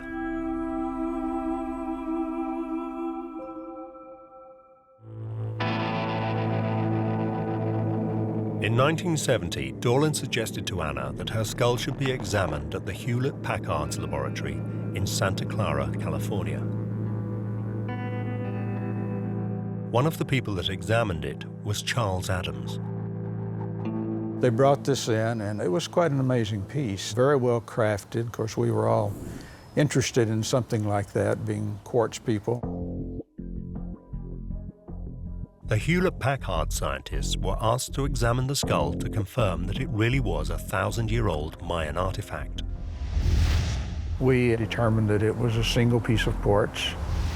It was very clear.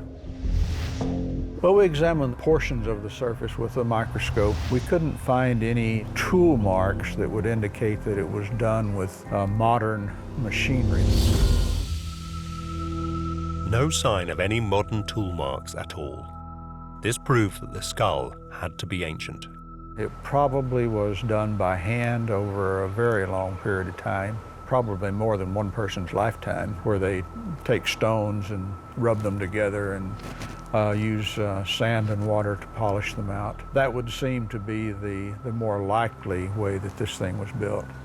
Could have been, over several generations these things were carved. All this seemed to fit with what Mitchell Hedges had written about the skull in his autobiography, Danger My Ally.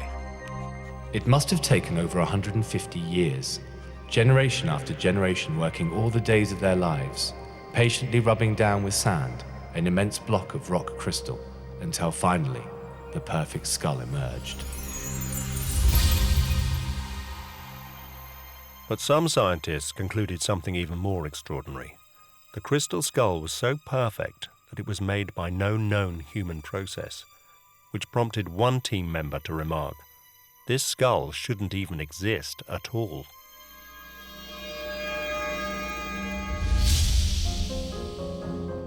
Now Anna asked the scientists to do something even more difficult. She wanted them to prove that her skull's mystical powers were real. The people who brought it in really wanted us to verify, mystical qualities of these things. And there's no way that, in science you can verify a mystical apparition, so to speak. And so we declined on that area of getting involved in any comments. Dorland, however, wrote a letter for Anna stating that it wards off the evil eye and carries protection from heaven. Being white crystal and highly polished, it defeats all evils and witchcraft.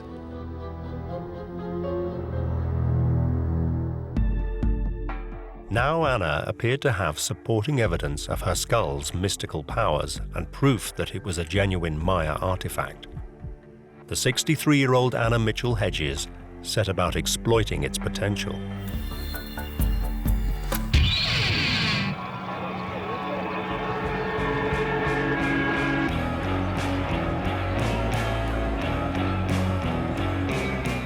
Anna's timing was perfect.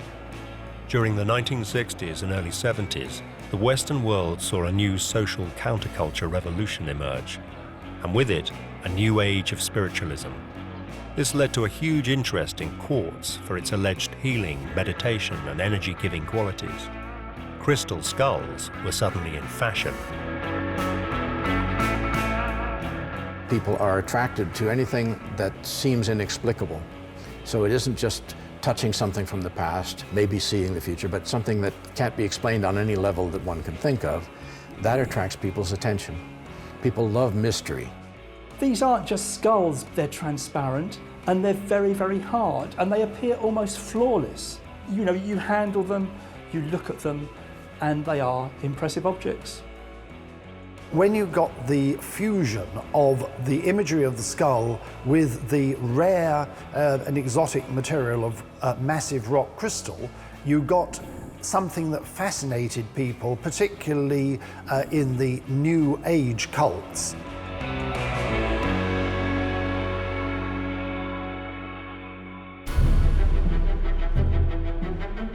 Over the next 30 years, Anna made the most of her skull's mystique and became a minor celebrity. She would take the skull on tour around the United States. Everywhere she went, she told people of her discovery of the skull at Lubaantun and the amazing qualities it possessed. The Mayan priests told me the skull is important to mankind.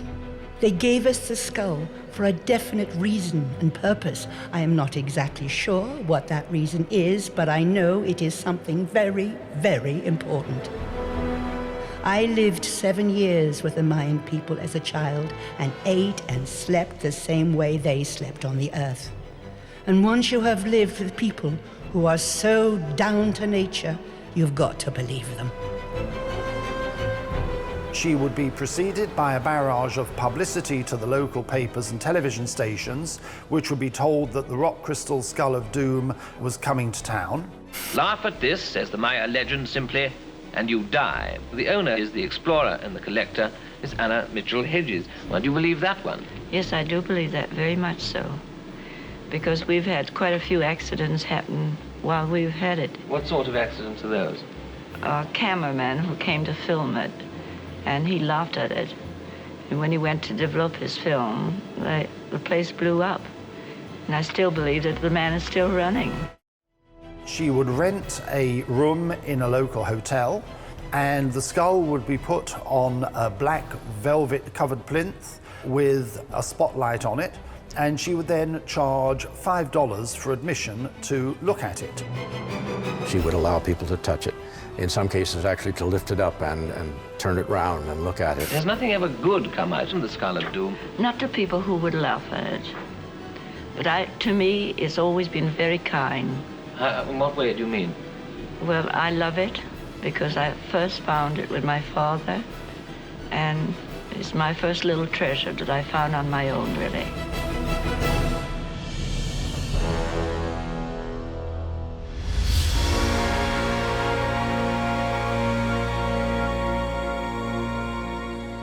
Some people now started to link Anna's crystal skull to an even more extraordinary story. There is said to be an old legend from Central America which says there are only 13 ancient life-size crystal skulls in existence. These 13 skulls are said to contain vital information about the origins, purpose, and destiny of mankind. And that one day the 13 crystal skulls will all come together to solve some of the great mysteries of life. Over the years, some of these ancient crystal skulls may have revealed themselves. In 1878, an ancient life-size Aztec crystal skull was donated to the Musée de l'Homme in Paris. In January 1898, another life-size Aztec crystal skull went on display at the British Museum in London. Then, of course, there's the Anna Mitchell Hedges crystal skull found in Belize in 1924. Could these be 3 of the 13 ancient crystal skulls that were coming together to save our planet? If so, where were the other 10?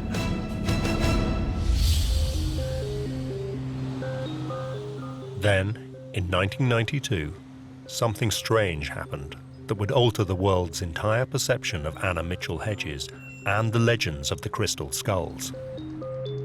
An enormous skull, weighing over 30 pounds, turned up anonymously on the doorsteps of the Museum of American History in Washington, D.C. But this skull was accompanied only by an unsigned modern note. It said, "This Aztec crystal skull purported to be part of the former President of Mexico's collection and was purchased in Mexico in 1960. I am offering it to the Smithsonian without consideration." One of the curators there called me and asked me if I knew anything about crystal skulls. So I knew the British Museum had a skull. So I said, well, yes, a little. And he said, well, someone sent us one, and I don't know what to do with it. So I said, well, I'll take it. So he said, ooh, don't look it in the eye. They're cursed. So that was the beginning of my introduction to crystal skulls.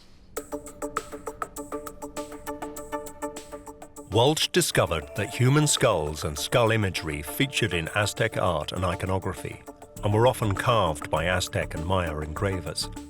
But there was little mention of them using crystal for their skulls. She also noticed that the first crystal skulls only began to surface in public and private collections during the second half of the 19th century, and they were all associated with one person. What I discovered about the Paris Museum skull was that their collection had been purchased from a French dealer in the 19th century named Eugène Boban. Boban was an antique dealer obsessed with ancient Mexican artifacts. He first put on display an Aztec crystal skull in his shop in Paris in the 1870s. He hunted and excavated archaeological sites and sold what he uncovered. In 1878, Boban's Aztec crystal skull ended up on display at the Musée de l'Homme in Paris. Walsh then discovered that another Aztec crystal skull had also appeared in Eugene Boban's Paris shop. Boban described this skull as a masterpiece of engraving and claimed it was unique in the world. In 1896, it was sold to the world-famous New York jewelers Tiffany's for the asking price of $900. The New York Times referred to the skull's sale as the highest-priced object in the largest sale ever held in this country. 10 years later, in 1897, that skull was on permanent display at the British Museum.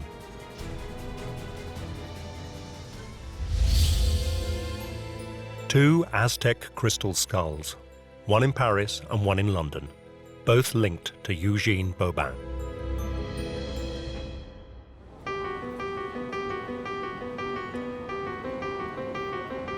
In 1996, intrigued by Walsh's discoveries, the British Museum decided to collaborate with the Smithsonian to determine the origin of both their skulls.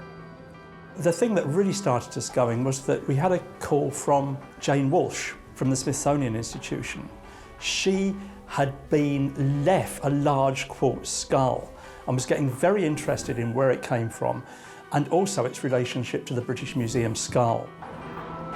Just as the Hewlett-Packard scientists had subjected the Anna Mitchell Hedges skull to a battery of tests, similar tests now took place at the British Museum. The first thing they did was try to date their Aztec skulls. You can't radiocarbon date quartz crystal. It has no carbon in it, it's impossible. So you have to turn to other methods to date it. Now, the way we nearly always do this is by looking at the way things were made, what you might call dating the technology. So we started on a program of analysis to look at the way the quartz crystal itself had been carved. First, they started looking for tool marks with the most sophisticated technology. So we have to use quite detailed microscopic techniques to look at the way these things have been worked. Their tests revealed that the British Museum and the Smithsonian Aztec skulls were found to have some very faint traces of straight lines on their surfaces. Could a Stone Age technology have created these straight lines?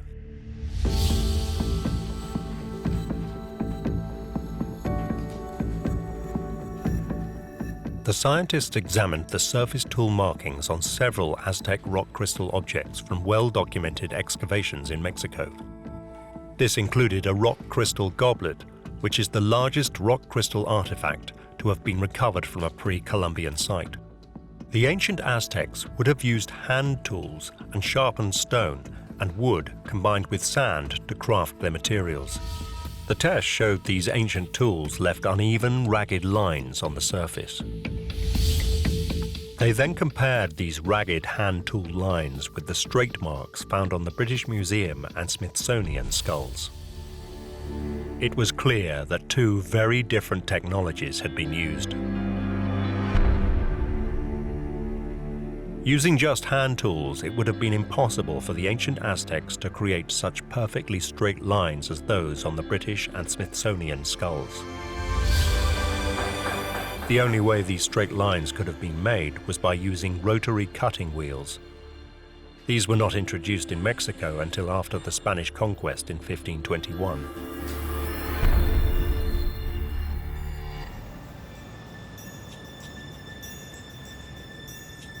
Further examinations of the two skulls were carried out under the powerful eyes of their scanning electron microscope. And the scientists made a shocking discovery. Both the London and Smithsonian crystal skulls showed clean rows in arcs across their surfaces. Only one type of tool could have done this, something with an industrial diamond head. Industrial diamond heads were first used in the 19th century. This meant the skulls could not have been made before then.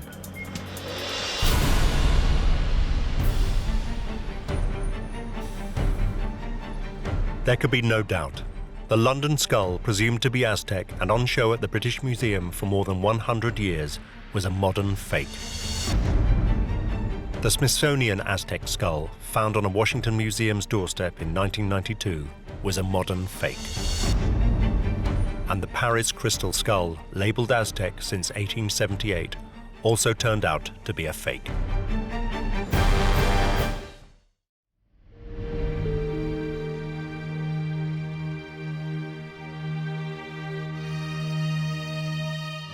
The British Museum skull was probably made not too long before it first appeared in Boban's shop in 1881.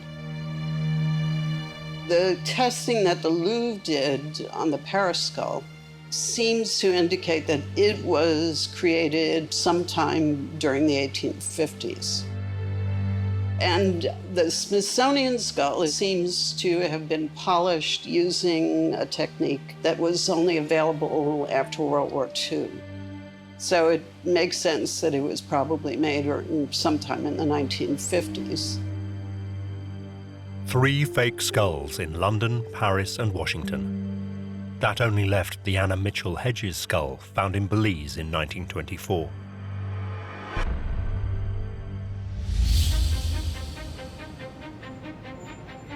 All the while, Dr. Jane Walsh had been continuing with her investigation.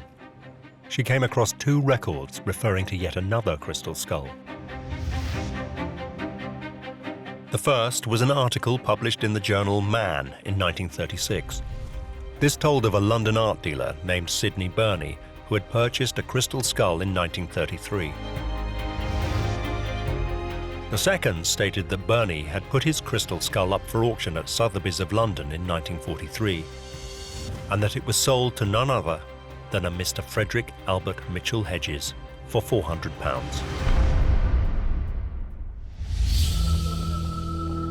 This was 20 years after Anna Mitchell Hedges had claimed she found her crystal skull in the ruins of Lubaantun. Anna immediately went on the defensive. According to her, there was a simple explanation. She had indeed found the skull in 1924, but in 1943, her father was experiencing some real hardship. Father was wanting to return to Lubaantun, but was short of money. Mr. Burney loaned Father money, and Father left the skull with him as security until he could redeem it. Then he heard that he had placed it in a sale room, and Father was livid. He paid Burney with interest and reclaimed the skull. But when Anna was asked if she had any records showing that the skull was owned by her father prior to Burney's acquisition, she said that all his papers had been lost during a cyclone.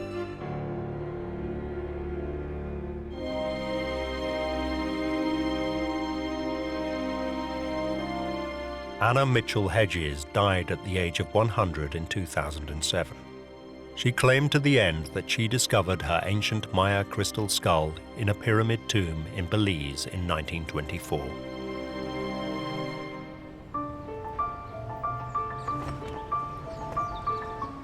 Only in 2008, after Anna had died, did Dr. Jane Walsh get her chance to examine the Mitchell Hedges skull at the Smithsonian Institute. The first time I saw the Mitchell Hedges skull was in my office as it was taken out of a velvet-covered container. And I was taken aback by the clarity of the crystal, the gleaming shine and polish of it. It really looked like a jewel. Technology had advanced greatly since the Hewlett-Packard lab tested the Mitchell Hedges skull back in 1970. We decided to try and examine it in as many ways as possible. So we arranged to have it CAT scanned. We X-rayed it. We took silicone molds of it. After an array of tests under a highly sophisticated scanning electron microscope, Walsh finally arrived at the truth. What we're looking at on the screen now is a mold I took from a 3,000-year-old pre-Columbian carving in jade. And it's clear that they're using a sharpened stone that can only go sort of back and forth. It's also a very soft polishing technique that's been used, with a lot of the indentations on the stone remaining unpolished. In contrast, this is some of the teeth from the Mitchell Hedges skull. You can see some very tiny wheels that have been used to make the indentations on the chewing surface of the teeth.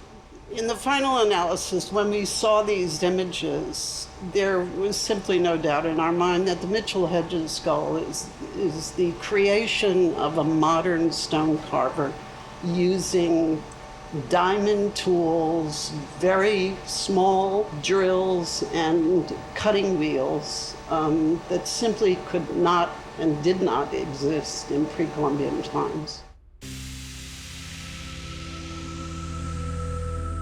There could be no doubt the Mitchell Hedges skull was a fake. Anna's story of finding it at Lubaantun on her 17th birthday in 1924 was simply not true.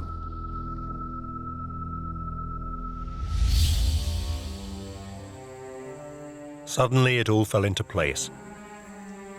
The reason why Frederick Mitchell Hedges never mentioned the crystal skull when he returned to England after his trip to Belize in the 1920s was because he didn't have it. Instead, he had bought the skull from Sidney Burney in 1943. He even wrote a letter to his brother in the same year telling him about it. You possibly saw in the papers that I acquired that amazing crystal skull that was formerly in the Sidney Burney collection. There is only one other in the world known like it, which is in the British Museum, and it is acknowledged to be not so fine as this. This revelation explains why Mitchell Hedges never mentioned in his 1954 autobiography, Danger My Ally, a reference to his daughter finding the crystal skull in Belize in 1924. In fact, she wasn't even with him that year.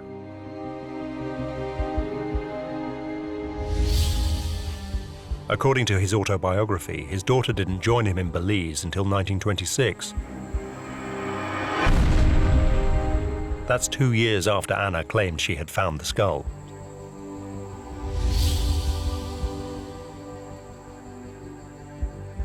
It has since emerged that there is no record of Anna ever visiting Belize until the 1980s.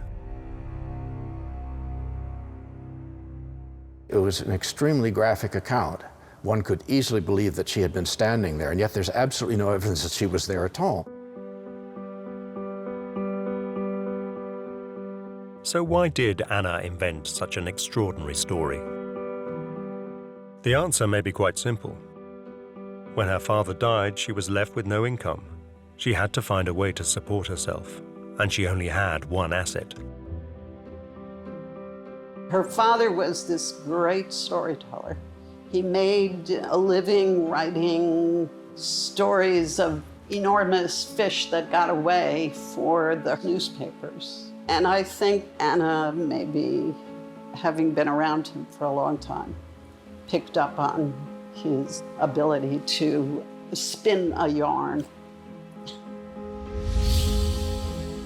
It appears that she invented the story, perhaps with her father, of discovering the crystal skull in a pyramid chamber in the Maya ruins of Lubaantun in Belize in 1924 to make some money. Through the gloom, I could see something in the light. It was a skull, and it was the most beautiful thing I had ever seen. Anna Mitchell Hedges started as a liar, she became an accomplished liar, and she finished as a fantasist. I first found it with my father, and it's my first little treasure that I found on my own, really.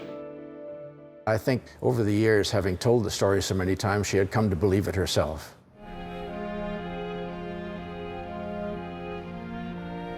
Anna managed to spin the yarn for more than 40 years, and most people who came to hear about the skull or had a chance to see it on her pay-per-view roadshow believed it was the genuine article.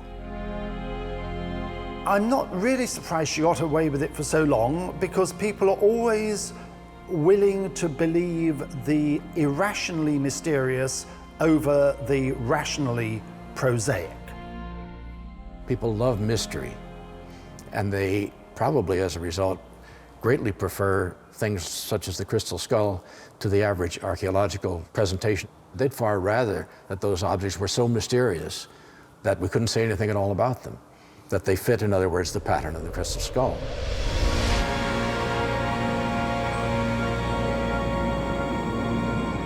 So where do these revelations leave the Central American legend of the 13 crystal skulls that says that one day they will come together to solve some of the great mysteries of life? So far, all the famous crystal skulls have been shown to be modern fakes, probably made in Europe.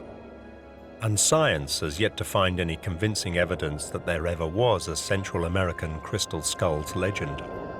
There was no evidence for there being crystal skulls in any of the ancient American civilizations. In fact, the Maya didn't really have rock crystal at all. It's not a native material to the Maya area, so archaeology ignored the stories because they seemed irrelevant.